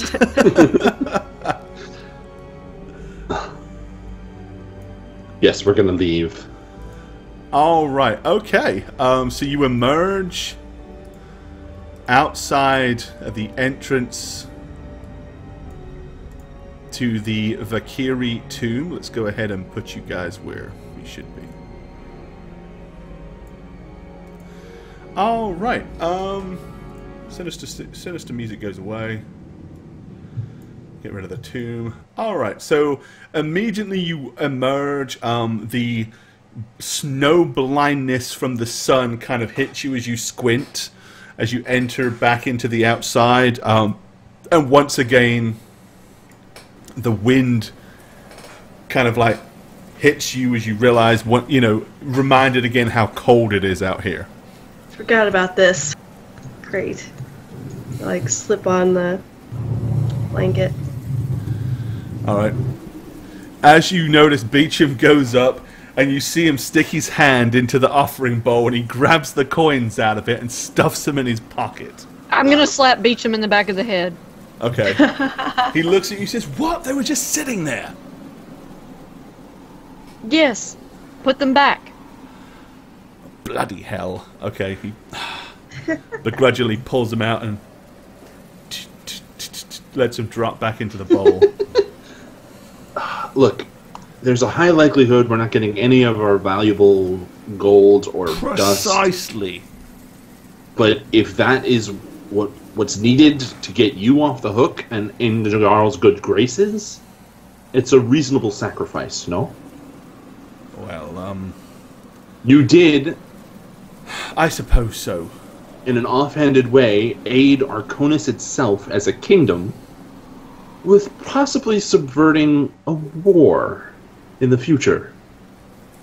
Obviously, I intend to tell the king, we intend to tell the king, exactly what we did here. Obviously, you were instrumental in this. Oh, and of course, in such circumstances, it might be feasible to assume that a royal reward might not go amiss. Alright, we don't need to talk about rewards yet. We still got this. Well, no, not quite. Just, Also, bear in mind that Arconis, after the war, is probably not with many funds. It's kind of broke, but beyond that. It's a pro kingdom, but it's a kingdom that loves you nonetheless. Alrighty. Okay, he's like, well, no, you're right, as usual. The rewards of being spiritually kind and just are far more valuable than the rewards of being materialistic. I get it. Okay. Now, coming down here, we had that boat. We did see a bear, which I would like not to fight. And that's The undead that are underwater. They might have crawled out by now, so careful.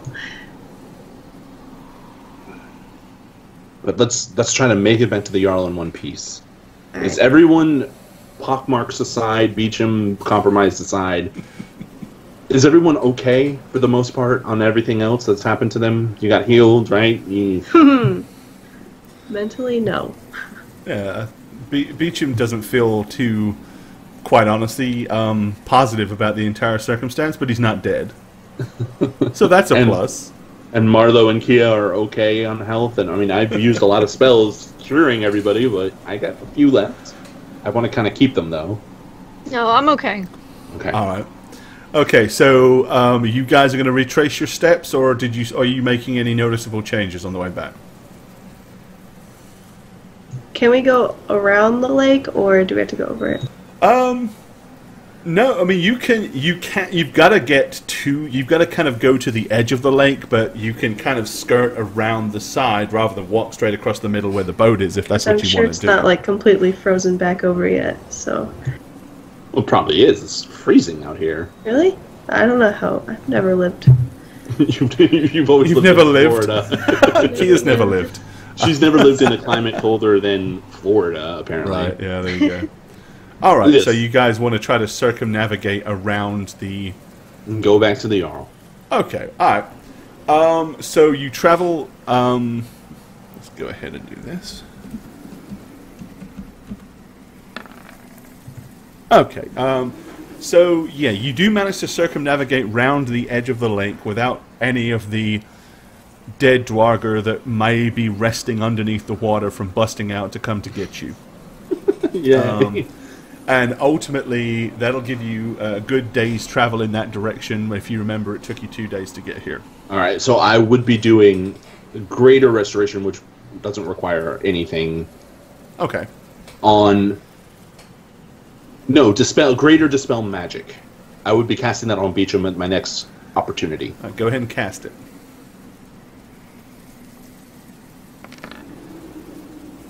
O-M motherfucking G. 23. And 23. It does work. There you go, Beecham. Alright, so yeah, Beecham has had his horrible pock marks removed. Alright.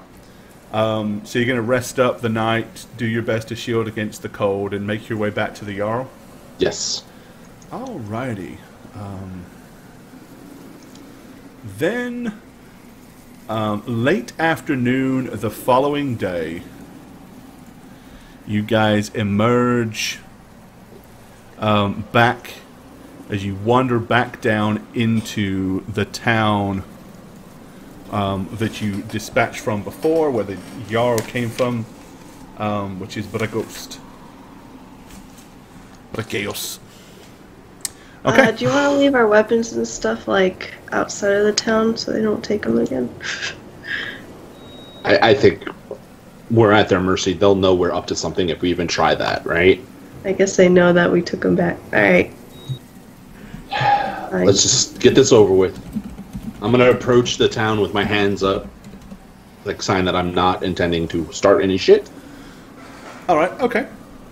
Well, as soon as you come wandering in, 2 or 3 of the Valkyrie come running over and look like they're about to manhandle you again, when one of them that you recognize says, "No, no, bring them to the Jarl. We know who they are. Bring them to us at once." So they drag you back to the Jarl's longhouse. When I say drag, it's a proverbial drag. They don't like manhandle you, but they are kind of like, you know, pretty happy to push you ahead of them if you start to walk slowly. Of course. All right. Back inside the Jarl's longhouse, the warmth from the 2 massive fires immediately hits you as you walk through the door. And an entirely different feeling of, an entirely different feeling of comfort hits you as you can hear the fire burning and crackling over there in the mid pits. Several people kind of like stand to look at you and grab axes. At which point the Jarl, Ulfric Albrechtsson, just raises 2 of his fingers. And they all kind of like stop and look at him. And then he just beckons for them to sit back down. I'm going to look at the Jarl and wait and see if he beckons us over. Right. With a kind of a half-hearted smirk on his face, you see him go, Gonna walk up. I'm gonna walk with Marlo on this one. all right. Like, are you gonna be okay, Marlo? Okay, Beecham kind of is going to walk up, I'm here. staying directly behind Radovan and like looking over his left shoulder.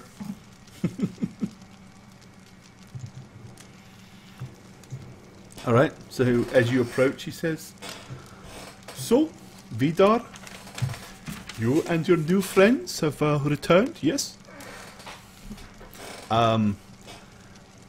It would appear so. And with that, he then like turns his eyes on all of you, and he says, "So, have you solved the problem? Have you taken care of it?" My friends and I would like to state that we are fairly confident that the problems that has afflicted your lands has been solved. Fairly confident? Extremely confident. Extremely confident? So it has been solved? There was a lot of undead. And I'm going to say this word very softly, so possibly the people behind us don't hear, just the Jarl. And we came up against one that had an insidious agenda. There is a well within the tomb that we came across that had been tainted, corrupted by something quite disturbing, and honestly, I don't know what to call it, like a pustule, like a cyst. Okay. We removed it, and the water seemed to be clearing. So, as you've done this, standing to the left of the table, you notice that the High Priest of Odin was there, and he's kind of like taken a few steps forward. And he looks at you and he says, "Tell me, did you disturb those that rested within the tomb?" We dealt with I'm not going to say anything. I'm just going to kind of smirk. As we walked the corridors and hallways of the tomb, I'm sorry to say, but a bunch of them burst out and attacked us under the control of the more powerful being further in. So, And we, of course, defended ourselves accordingly. much like the fallen, disgraced Dwargr, these, you're saying that the denizens of the tomb were also brought back to life, yes? As we passed by their resting place, yes. And did you put them back to rest? We destroyed them as we progressed further in. But I will say this: we came as close to death as I have ever seen, and we were at our wits' end. But you are all still alive. It By would the seem grace that you have of not Cuthbert's. fared any worse for your expedition. The things that have happened to us. There were many symbols to your god Odin that were desecrated, and I cleansed them. The evidence of that is if you go and investigate, you'll see for yourself that all the symbols that we came across had been putrefied and corrupted, and we cleaned it up. At which point you see the high priest, he kind of looks at, as he says this, he looks at the Jarl, he says, unfortunately, as you know, we are not permitted to venture into the tomb until it is time to bury the next Jarl. And he looks at the other Jarl as he says it. The being within was quite powerful, and it was responsible for everything that happened in there, and we destroyed it utterly. I see.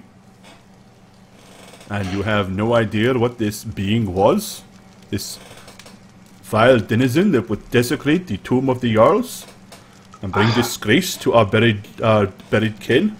He was a spellcaster, I can say that much, quite powerful, and he didn't say much, but what he did say, he seemed to have a vendetta against some, apparently having been murdered in the past, but we didn't glean much more from that. So you do not know his identity, who he was? He said his name, but honestly, we went in there, I can't say guns blazing, but I'll say we went in there ready to kill and immediately acted, knowing that it was an undead creature that needed to be put down. Well, the fact that he has been destroyed and you have returned peace to our tomb, this is the main thing. And that with that, he kind of looks back at the Jarl and just politely nods, who then says, so, it would deem that you have done us a great favour. You are confident that you have solved the problem? Our lands should become fruitful once more, yes? I believe the lands will get better as this winter progresses. It might take a little time, but I am confident you will get your lands back to be mined for food and sustenance. Would you swear this on the god that you follow, this Cuthbert? I'm staring at the floor. Seeing what happened to the water after we removed this, whatever it was, I am confident, yes. I would swear on Cuthbert, because I believe that would fix it. To the best of my knowledge, yes. Very well. We will hold you at your word. Well, as promised, I suppose we have agreements to uphold. So bring... you see him like beckoning towards the guy in the corner. He says, bring the chest. And with that, he hauls the chest, dragging it across the floor. And then kicks the lid open where all of your other belongings are there. And he says, these are yours. You may take them again. Excuse me, I just have a question about this whole thing. Yes? Seeing as your lands are once again going to be fruitful, is there any compromise we can make for you to not try to win over the other lands of the lowlanders and highlanders? Give me a diplomacy check, Kia. Me? You may have a +2 on that, seeing as you mentioned that you actually cleansed the symbols of Odin. So that is definitely a favourable thing. So I'll give you a +2 diplomacy. Basically, there's 3 target numbers: 16, 18, and 24. Shoot. Alright, add 2 to this, because I'm not going to add it. Okay. So based on what you roll... Oh my god. Okay. I terrible. could have gotten so much better. Okay, he looks at you and he says, quite honestly, The only reason that we were going to invade the lands to the south were that we needed the farmland. And if you have indeed returned it to us, we do not need the farmland anymore. So, our original reason is no longer valid.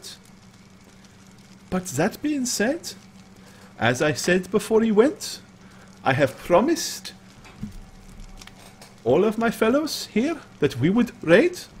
They have spent considerable amounts of money to develop ships and boats and gain extra weapons and build armor. I would only be a just Jarl if I did not make sure that they were properly compensated for this. And how much gold did you? You also have to understand that as well as the expenses, they would have expected to come back with a reasonable amount of treasure and loot. So, I feel that for the expenses of the ships we have almost completely built, the armor that my Valkyrie have been working on, the weapons, I feel a meager sum of 5,000 gold should be fair for recompensation. But in light of our typical rates, it would only be fair to say another 20,000 for the loot that we would have expected to gain. So, if you would happily bring us 25,000 gold, we will not raid to the south. However, should our lands not return to their former glory, we will hold all of those to the south responsible for your falsehood. And in the summer, if the fields do not grow crops, we will march mercilessly against them, not to regain farmland, but to kill each and every one of them as punishment for sending you to us with these false claims of victory. But if you wish to avoid us raiding, we will do so. 25,000 gold crowns.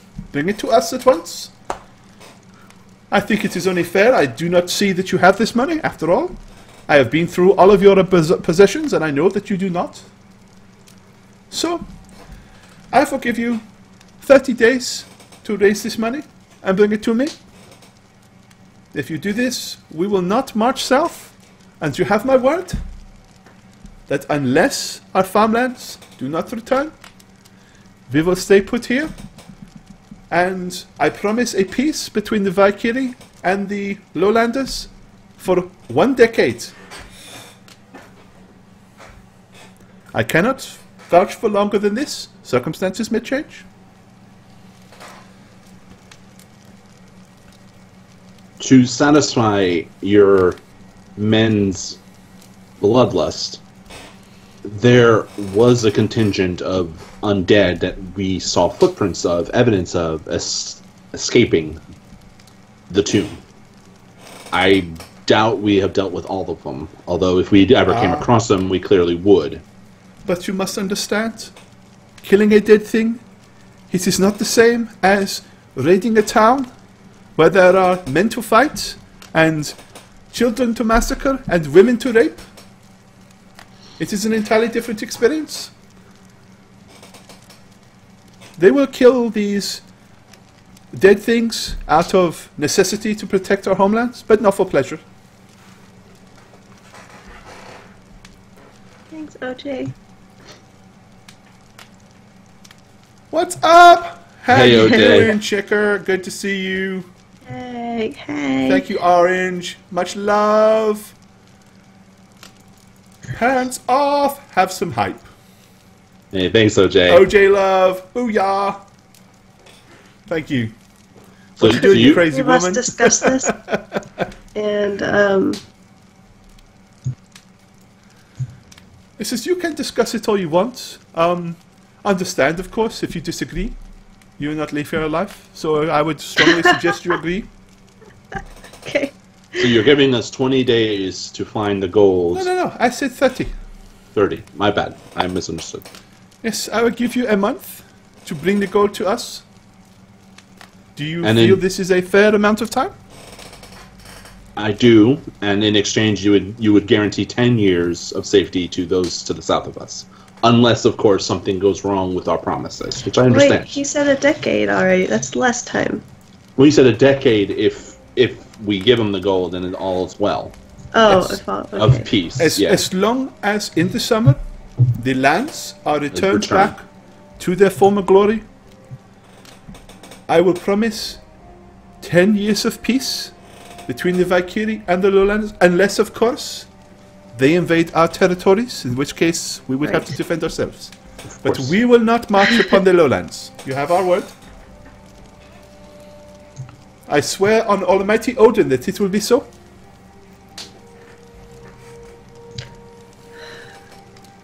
Okay.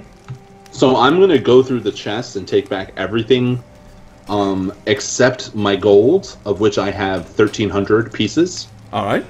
And I'm going to say to him, consider a down payment.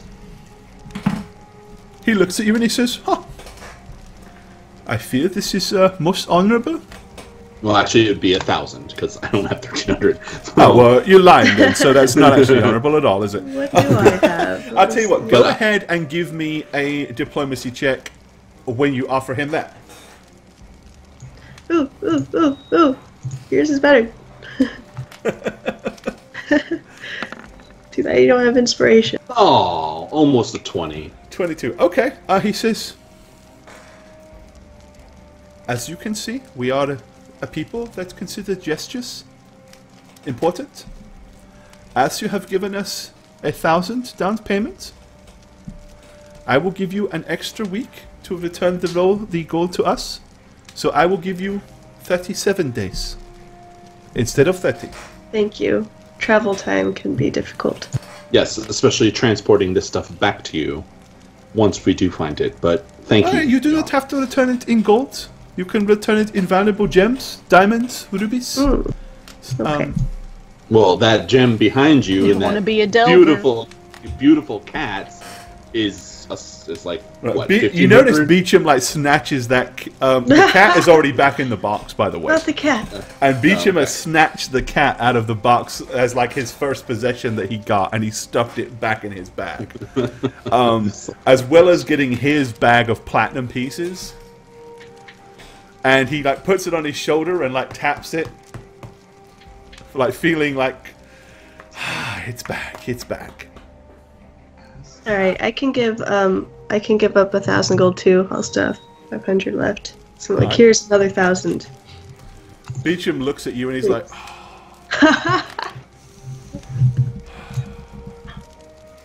Sorry, I Beecham. suppose I can volunteer 1,000 as well. Giving up half of his platinum that he's got, so only half. He's not giving the 2,000 up. You both gave 1,000. He's like, hey, I'll match it, but I'm not going above and beyond here. So he says, this is indeed good faith, and it makes me feel comfortable that you have every intention of coming back to us. 37 days. I had in mind to send a few of my Hurskars to follow you, but under the circumstances, I do not feel it is necessary. Phew. Yes, they are not necessary. We'll be okay. I'm gonna nod, bow, and say, well, we will set off at once and fine.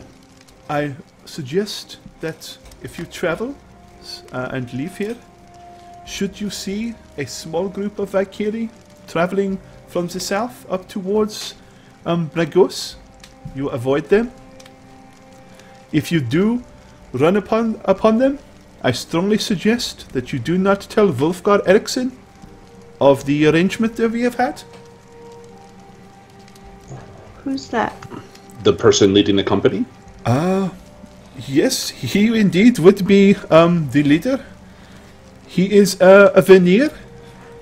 He is the greatest veneer here in the town of Bragos. And if we run across them failing to avoid them. You Obviously not speaking absolutely, of the under no arrangements. circumstances, are leaving to raise money to avoid the raids. Well, obviously, we would not tell him this. I can see that.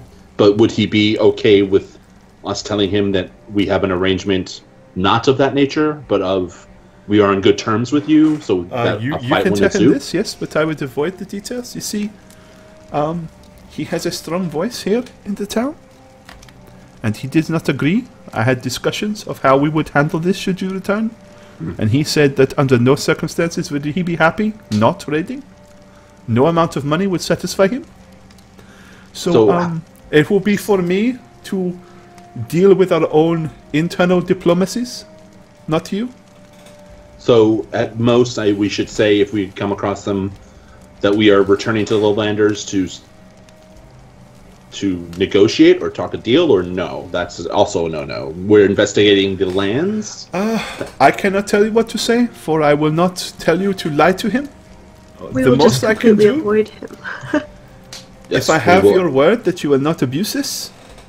He reaches inside his fur coat and pulls out what looks like a seal. Ooh. He says, give him this. It at least will let him know that you left favorably. For there is no way you would have this without either killing me.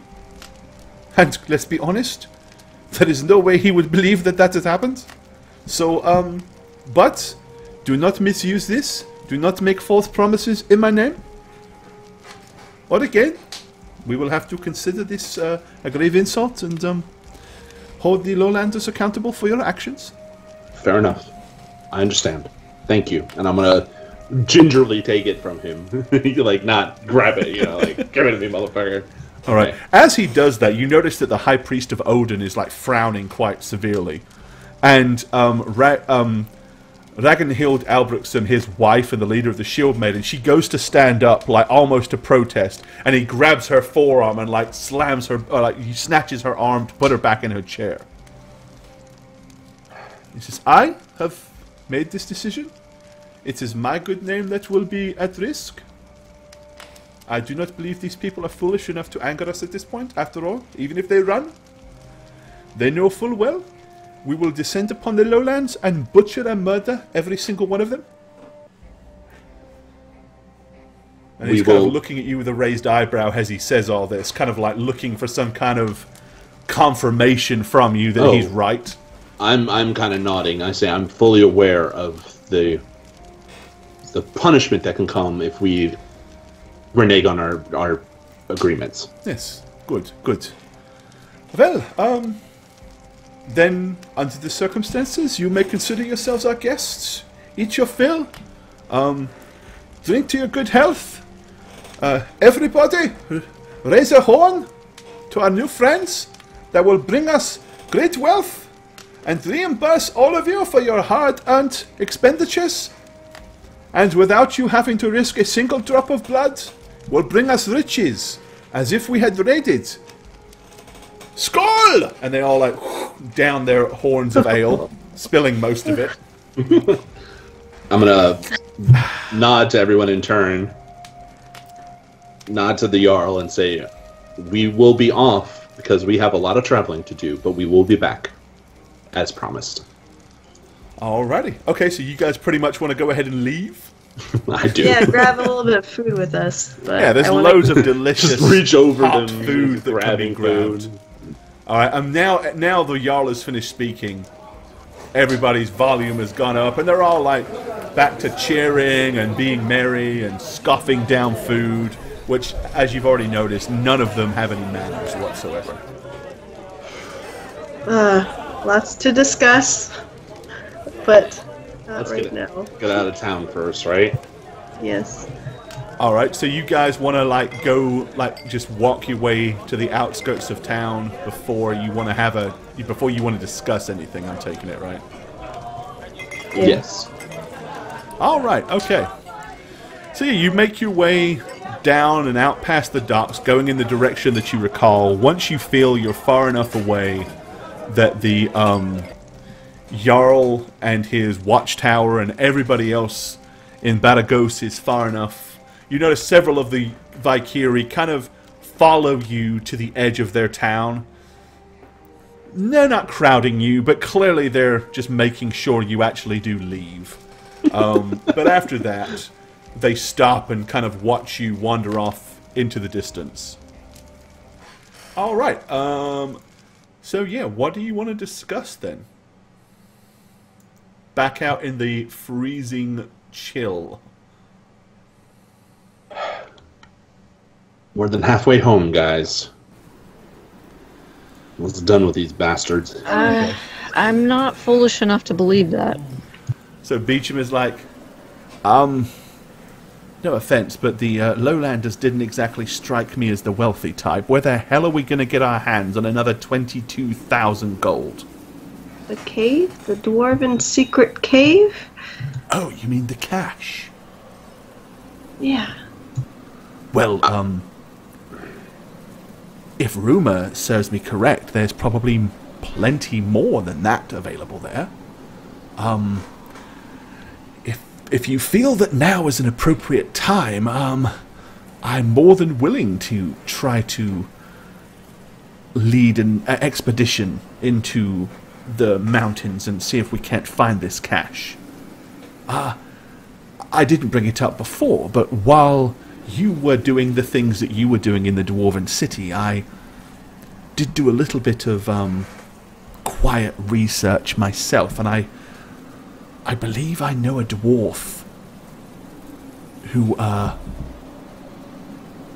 well, if we're willing to cut him in, would help me find the exact location, and, would be willing not to mention it to the Lord of the Halls or the High Marshal. Well, before we even discuss this, what about all this inner politics? Do you think that they're gonna follow on their word? And what about that guy that clearly this Jarl does not want to know about this deal? Well, what if he overthrows the Jarl and then that's it? Yeah, that gives me a bad feeling, the fact that he has people that are thoroughly not happy with the fact that they don't get to go rape and pillage. Well, the guy does, to be fair, the guy in question doesn't know that that's going to be the judgment yet, although it might be something that comes up later on. Right, and he'd hardly take our word for it, would he? I'm sure the Jarl is just... Exactly, Radovan's right, I'm sure. It's just that they wouldn't be aware, and they're not going to believe us. Well, we can't... I think we should avoid him at all costs at this point as we venture. We do have to decide where to go first. Do we return to Carverack, or do we return to the Lowlanders and update them on our situation and maybe see if our skiff arrived there? Because let's remember that dwarf did kind of lead us down the wrong path, and we don't know what his buddy did. Which brings me to a point. The dwarf that led us down the wrong path, he's the one that I think could show us closer to where the exact location of the hidden dwarven cache is. But that, of course, to get him on side would mean that we'll have to bury any animosities towards him. I see. So the first thing we need to see is if this skiff arrived in the Lowlanders, because that will cut our transportation considerably. Well, we won't be able to use the skiff where we're going anyway. Fair enough, but it would get us from the Lowlanders to Carverack like it did last time. Because we know that trail well. We've ridden it many times before. True. But we also have the tunnel that they led us through. Which there is a spell I can cast to navigate through it. But we would be entering Carverack without any clue as to whether we can trust the dwarf that led us through initially. We'd have to deal with him in our own way. We'd have to find out what happened. Or we can just, as nothing bad happened to us, we can just bury that way down, not let that cause a problem, and use him to our advantage. Well, and then once he leads us to the cache, if he does so successfully, if you want to throw him off the top of the mountainside or whatever you want to do to him at that point, then maybe you can punish him then. But let's get him to help first. I know the approximate location of the cache, but it could still take us several weeks of mountaineering and stuff, and quite honestly, the Jarl has only given us 5 weeks to do this. So we're going to need somebody to help pinpoint this a little quicker.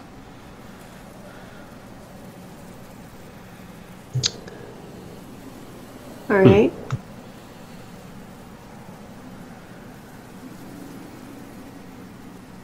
Okay.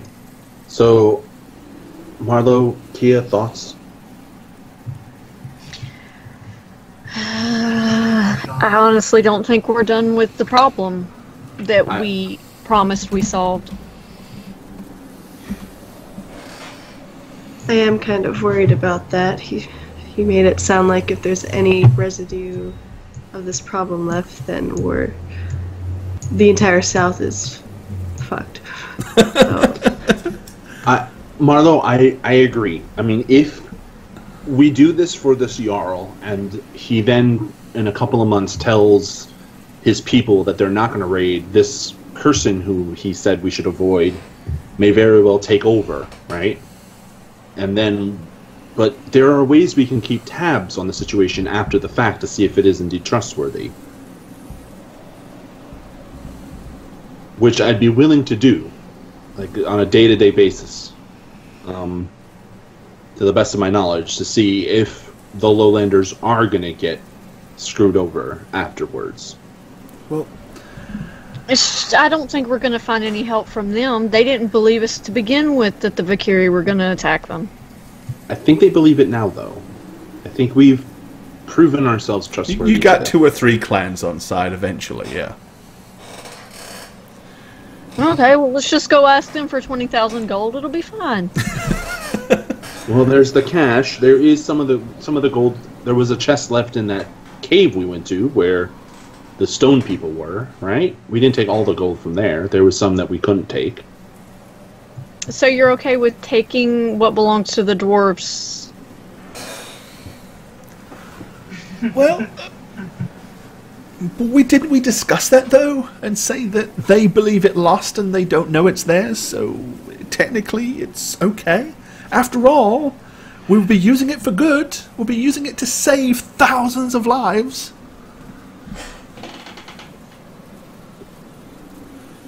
All the lives of the lowlanders in exchange for the dwarven greed, and them not even knowing about it anyway, so what harm could it do them?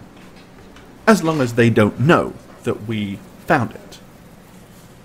Marlo, I'm not as happy with this as Beecham over here. Oh, no, I'm not happy with it. I will say this, though. It is lost gold, and it is an ace in the hole that we would have over the Valkyrie. Because, if anything, the lowlanders can use it, if the Valkyrie become aggressive, to get the dwarves on their side. Strategically, politically, militarily, we've let it known to the Jarl, or Earskin, that the Valkyrie are in possession of long-lost dwarf gold. If the Valkyrie become aggressive, they can tell it to the dwarf Lord of the Hall, and he can galvanize his troops and say, we're reclaiming what is rightfully ours. Oh, you mean a ruse de guerre, so make the dwarves believe the Valkyrie found and stole the cash. It would be... Is that what you're saying? It would be a last effort, a last-ditch thing to do if it had to be done. But it would be something on the table. Is this what diplomacy and being a noble is? Manipulating and lying? Yes. For the most part, yes. That's kind of true. That's so terrible. Sounds like Radovan's saying it politics. flat out. He's saying yes. Finding He's the like, greater good, you see. There's no good answer. The only good answer is if we can come up with 20,000 gold in the next 37 months, or 37 days, without robbing, finding, yeah, I mean, if you know a way to come up with 22,000 gold in the next 37 days without it, I'm all for that. So, Marlo, what's the alternative? We fail to find the gold because there isn't any up in this frozen hellscape. The Valkyrie, whether they will become aggressive or not, remains to be seen. You're probably right that they will eventually. It's in their nature. They would go south, rape, murder, and kill thousands of lowlanders, possibly the highlanders too, and then creep south because they know we are not from the lowlands, we are from Arconis, go traverse that barren landscape where those shark things came out of the ground, and then attack Arconis, and maybe use their boats to go to Fujinami.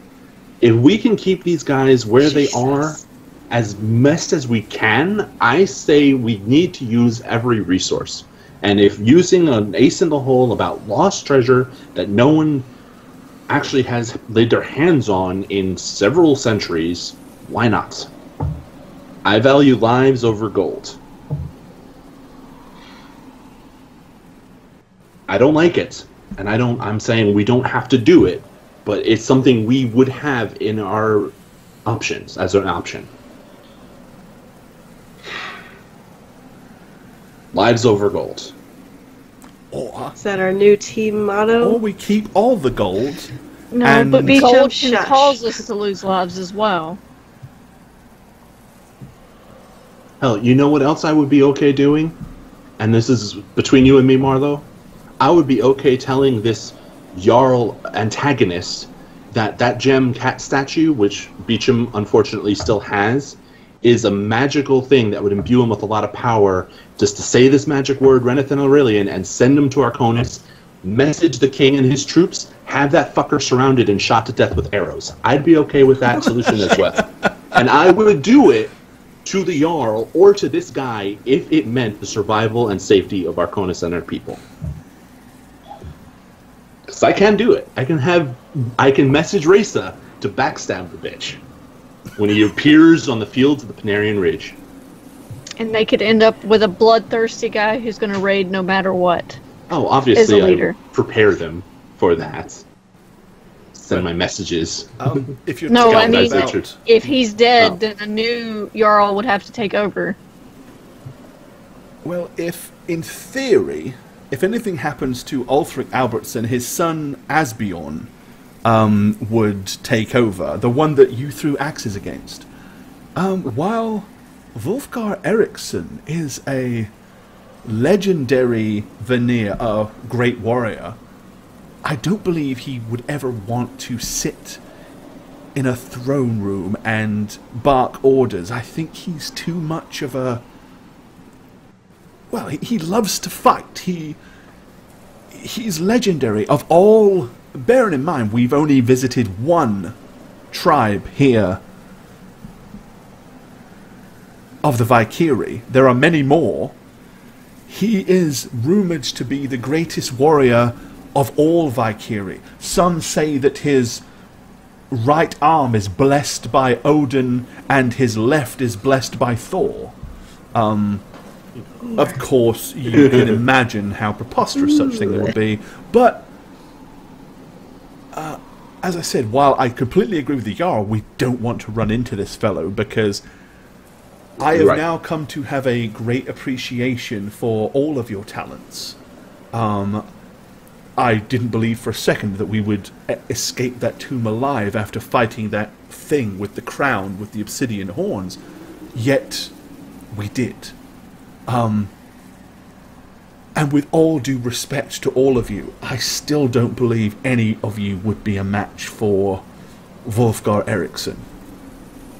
Well, I have no intention of meeting or fighting him, but we are on some sort of working terms with the current Jarl, who I would like to see stay in power because Of all the people up there, I believe that he would be as true to the words he has spoken, because he has no reason to lie to us, as far as I can see. Because he had all the powers, all the chips in his place that we just left freely with our gold intact. In the years that I spent as a prisoner, before he granted me my freedom as a free slave, if there is such a thing, while he is, as I said to you before, incredibly harsh and very blunt, I'd never known him to go back on his word. That being said, I've never known him to be short on his word either. While I believe wholeheartedly that if the farmland has indeed been cleansed, I believe he would hold up his word, I also do not doubt for a second that if that is not the case, that he will not immediately march every force that he possibly can to the south, bringing everything from Hurlskar to the Himthiki, and descend upon the lowlands in a vengeful rage, just to punish us. Well, I agree. I will say that no matter what transpires, I'm going to be keeping my eye as fixed as I can on this region, because this is a future problem that I believe we will have to eventually solve. But Arconis is in no state to deal with it now. Well, perhaps we can, as we travel, we'll have a few days to think, I'm sure. Yes. And we need to figure out, are we going back to Carverak from here on foot, or are we going to the Lowlanders first to see what happened to our skiff? Well, a problem which I can actually solve in a day. I just need to reconfer with Cuthbert.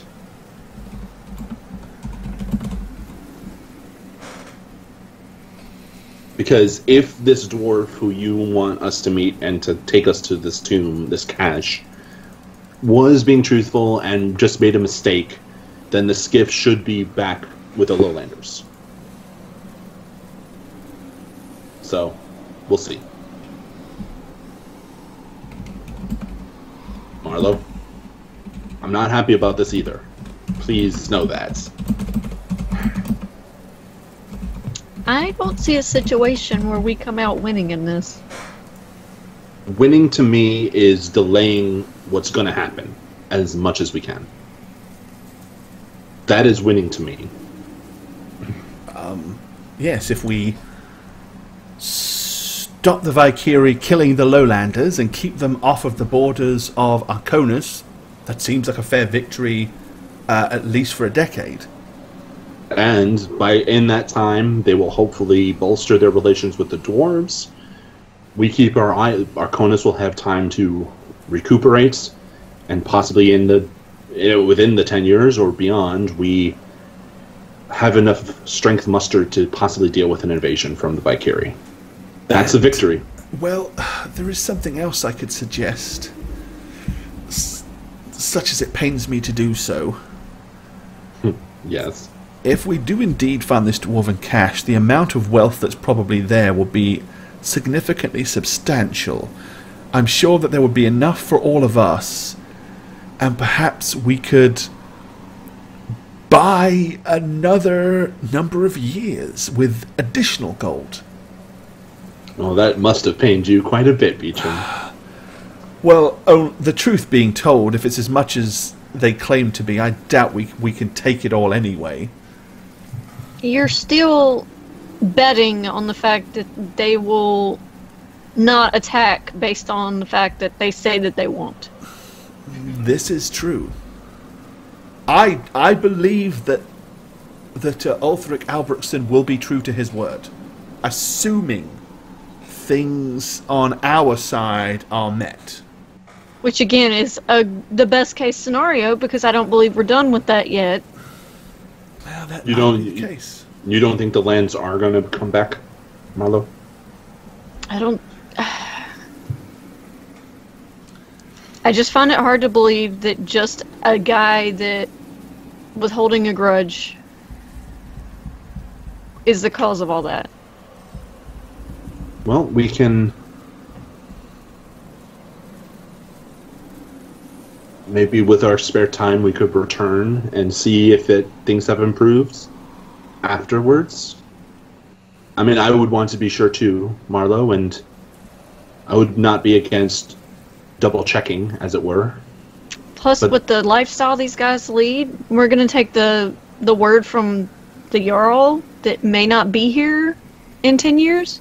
I'm inclined to believe with Beecham at this point. That I have a lot of respect for you, Marlo, so I want you to be as happy as can be with this. So what if when we return, I offer to remain in Bragos till the summer, and if I get wind at all that the crops are not returning and that they are beginning to amass, I'll do like I did before. I'll make my escape and come straight south, warn the lowlanders, get word to you of the circumstance, and we can deal with the problem then. At least I'm familiar with this terrain. I had to live here for several years once already. I don't suppose a few more months would matter. Resub. JFC, thanks for the resub, bud. Much love. Hey, thank you. Go ahead and... I don't think we'll have to wait that long. And hit the height. And also remember, Beecham does have that beautiful cat. Exactly. That's my point. I can use the cat and come warn you immediately. And then I can warn the lowlanders immediately. Not to mention a Kuruk's found me. I didn't even think of that. Well, one problem at a time, Marlo.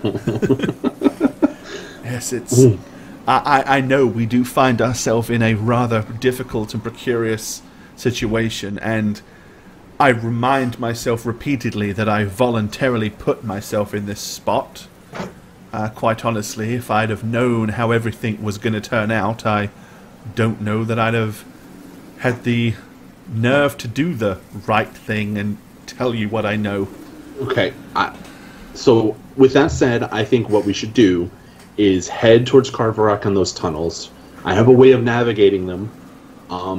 In the following days, I can cast a few spells to update the lowlanders on the situation and see if our skiff is indeed there. And in the interim, we go and meet this dwarf who we may not trust, but we could bury the hatchet and decide later what the deal is. What do you say, Marlo? It's a course of action we should take. Well, we got to get started somewhere. Standing around's not going to improve the situation. I assume we were walking while talking, because standing still would get cold. Yeah, right? you probably and we can assume you've been wandering. So let's head to the Carverock tunnels, because that'll take a few days. And we'll go into Carverock that way. And all right, yeah, you don't run into Wolfgard Eriksson or his small band of marauders. So in that time, I would cast a couple spells. Okay. And I know Kia's not here, so I might as well. Go ahead. The first would be a scrying spell on the goat, on the ram that led our skiffs. Okay. Because I want to see where the fuck it is. All right. I can't click myself, but... All right, Can you give me a token so I can put it on screen? Oh, if you want to, yeah. Or Yeah. I can just do this. Hold on. I can do this. Because that'll tell us if the guy was trustworthy. There, I've just made the icon you temporarily, so you can click on it. Where? On the map, the circle icon, the one of you guys. Oh, okay. There you go.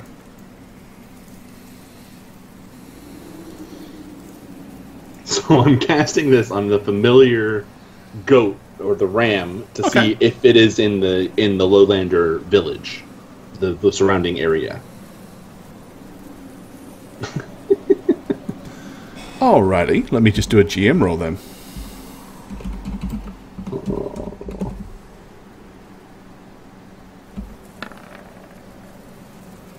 Alright. It would not appear to be there. It would appear to be in Cairnemoore. So I'm gonna look to Beecham and say, Our skiff is still in the dwarf city. It never made the journey to the lowlanders. Well, how long has it been? Like a week and a half, like quite a lot of time. A couple of weeks, yeah. We gave a lot of gold to get that to the lowlanders. That means this. Do you think he would have left it? Like, I've slept several times since. Maybe he took the skiff and it? just not the goat. Well, no, it's an area effect kind of. Oh, that's true. So the goats are in Cairnemoore. Yes. Or perhaps he hasn't left yet. We as Marlo said, we didn't exactly specify when, did we? That's true. Although we did say to make haste. Well, I agree. It does definitely look suspicious. But even if that is the case, we do need this man. So it's best if we don't cause too many problems. It's just a mark against him. Something that he said he would do, absolutely and he didn't do. Okay. Absolutely agree. And as I said, if he is non-trusting, we visit some of his own medicine back upon him. We use him the way he used us. If he should slip and break a neck on the mountainside, who knows? Just saying. Jesus.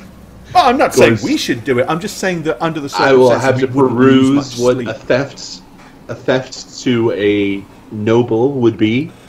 It has severe consequences, and that technically is what it was. Oh, yes, see, in Arconus, that's right. We are considered friends of dwarves. True. Well, so this is a dwarf that's willing to...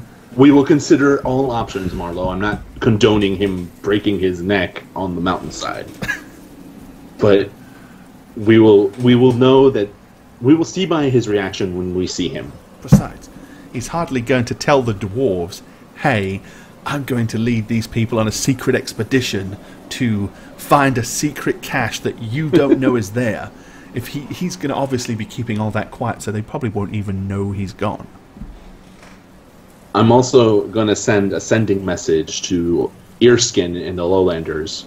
Okay. And I'm basically going to say, possible fix to lands, one last mission to get the Jarl not to attack the Lowlanders. Stay vigilant. Okay. All right. And he can respond, by the way, if Yeah. he wants. Yeah. Your response is, all right.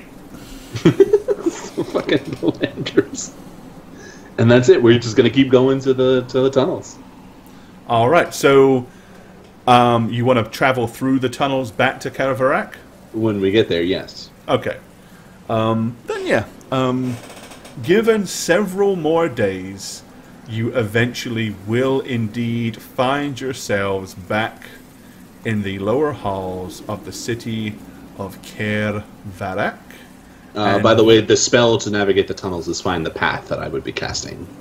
Okay, yeah. Just so chat knows, because it was a maze, right? A lot of turns. Yeah, but most of the turns were all the kind of same direction. Okay. So, yeah. But, alright, so yep, you guys will ultimately make your way back to the city of Cairnemoore. I have to move you over there real quick. Just let me do that. So many maps on this now that it's taking quite a haul to get you back where you belong. Alright, yep, so once you arrive back in the halls of Cairnemoore, you ascend back up into the huge dwarven city once more, where no snow rests on the ground due to the heat of the ginormous furnaces, and despite it being way up in the mountains and snowing constantly, it's really not that cold. Alright, that's probably as good a spot as any to lend it an end for this evening. So there we go. Not a cliffhanger, but a nice, neat little place to wrap things up. Hi there, I'm Gorbad. Welcome to the Orc's Nest. I'm the Dungeon Master here on How We Roll, and if you'd like to follow me personally, you can do so on Twitter @Gorbad. Check out thedmblog.com for all things Dungeon Master and Dungeons & Dragons related. And of course, you can follow me on twitch.tv/Gorbad. Also, guys, don't forget, To keep up with all things How We Roll, follow us on Twitter at How We Roll. Check out the website www.howweroll.com and make sure you follow us on YouTube as well. Cheers, guys. Shagget here. On How We Roll, I play Radovan Rainier, War Priest of St. Cuthbert, who just so happened to author a new academic book that's coming soon. It's titled Libido Rectification for the Required Propagation of Arconis' Depleted Men-at-Arms. Or more affectionately titled, Mandate Number 2, and You. You can follow me on Twitter at @neb_convos for upcoming book excerpts. Just to get the hype going, push up the sales. Thanks, guys. Hey guys, I'm the Dragon Spooker, and I play Marlo Rayfell, monk and resident badass for How We Roll. If you want to follow me on Twitter, you can do so using @DragonSpooker, or follow my Twitch channel, which I sometimes stream on, twitch.tv/TheDragonSpooker. Hi, thanks for watching another episode of How We Roll. I am Jane Ivana, and this is my lovely cat, Norman, who really doesn't want to be here right now. You can follow me on Twitter, @JaneOnTwitch with a 0. Shh, don't tell him, he doesn't like birds. No. I stream occasionally on twitch.tv/Jane Ivana, so you can find me there. And I guess that's all we got. You got something to say? Nope. Peace, suckers. Bye.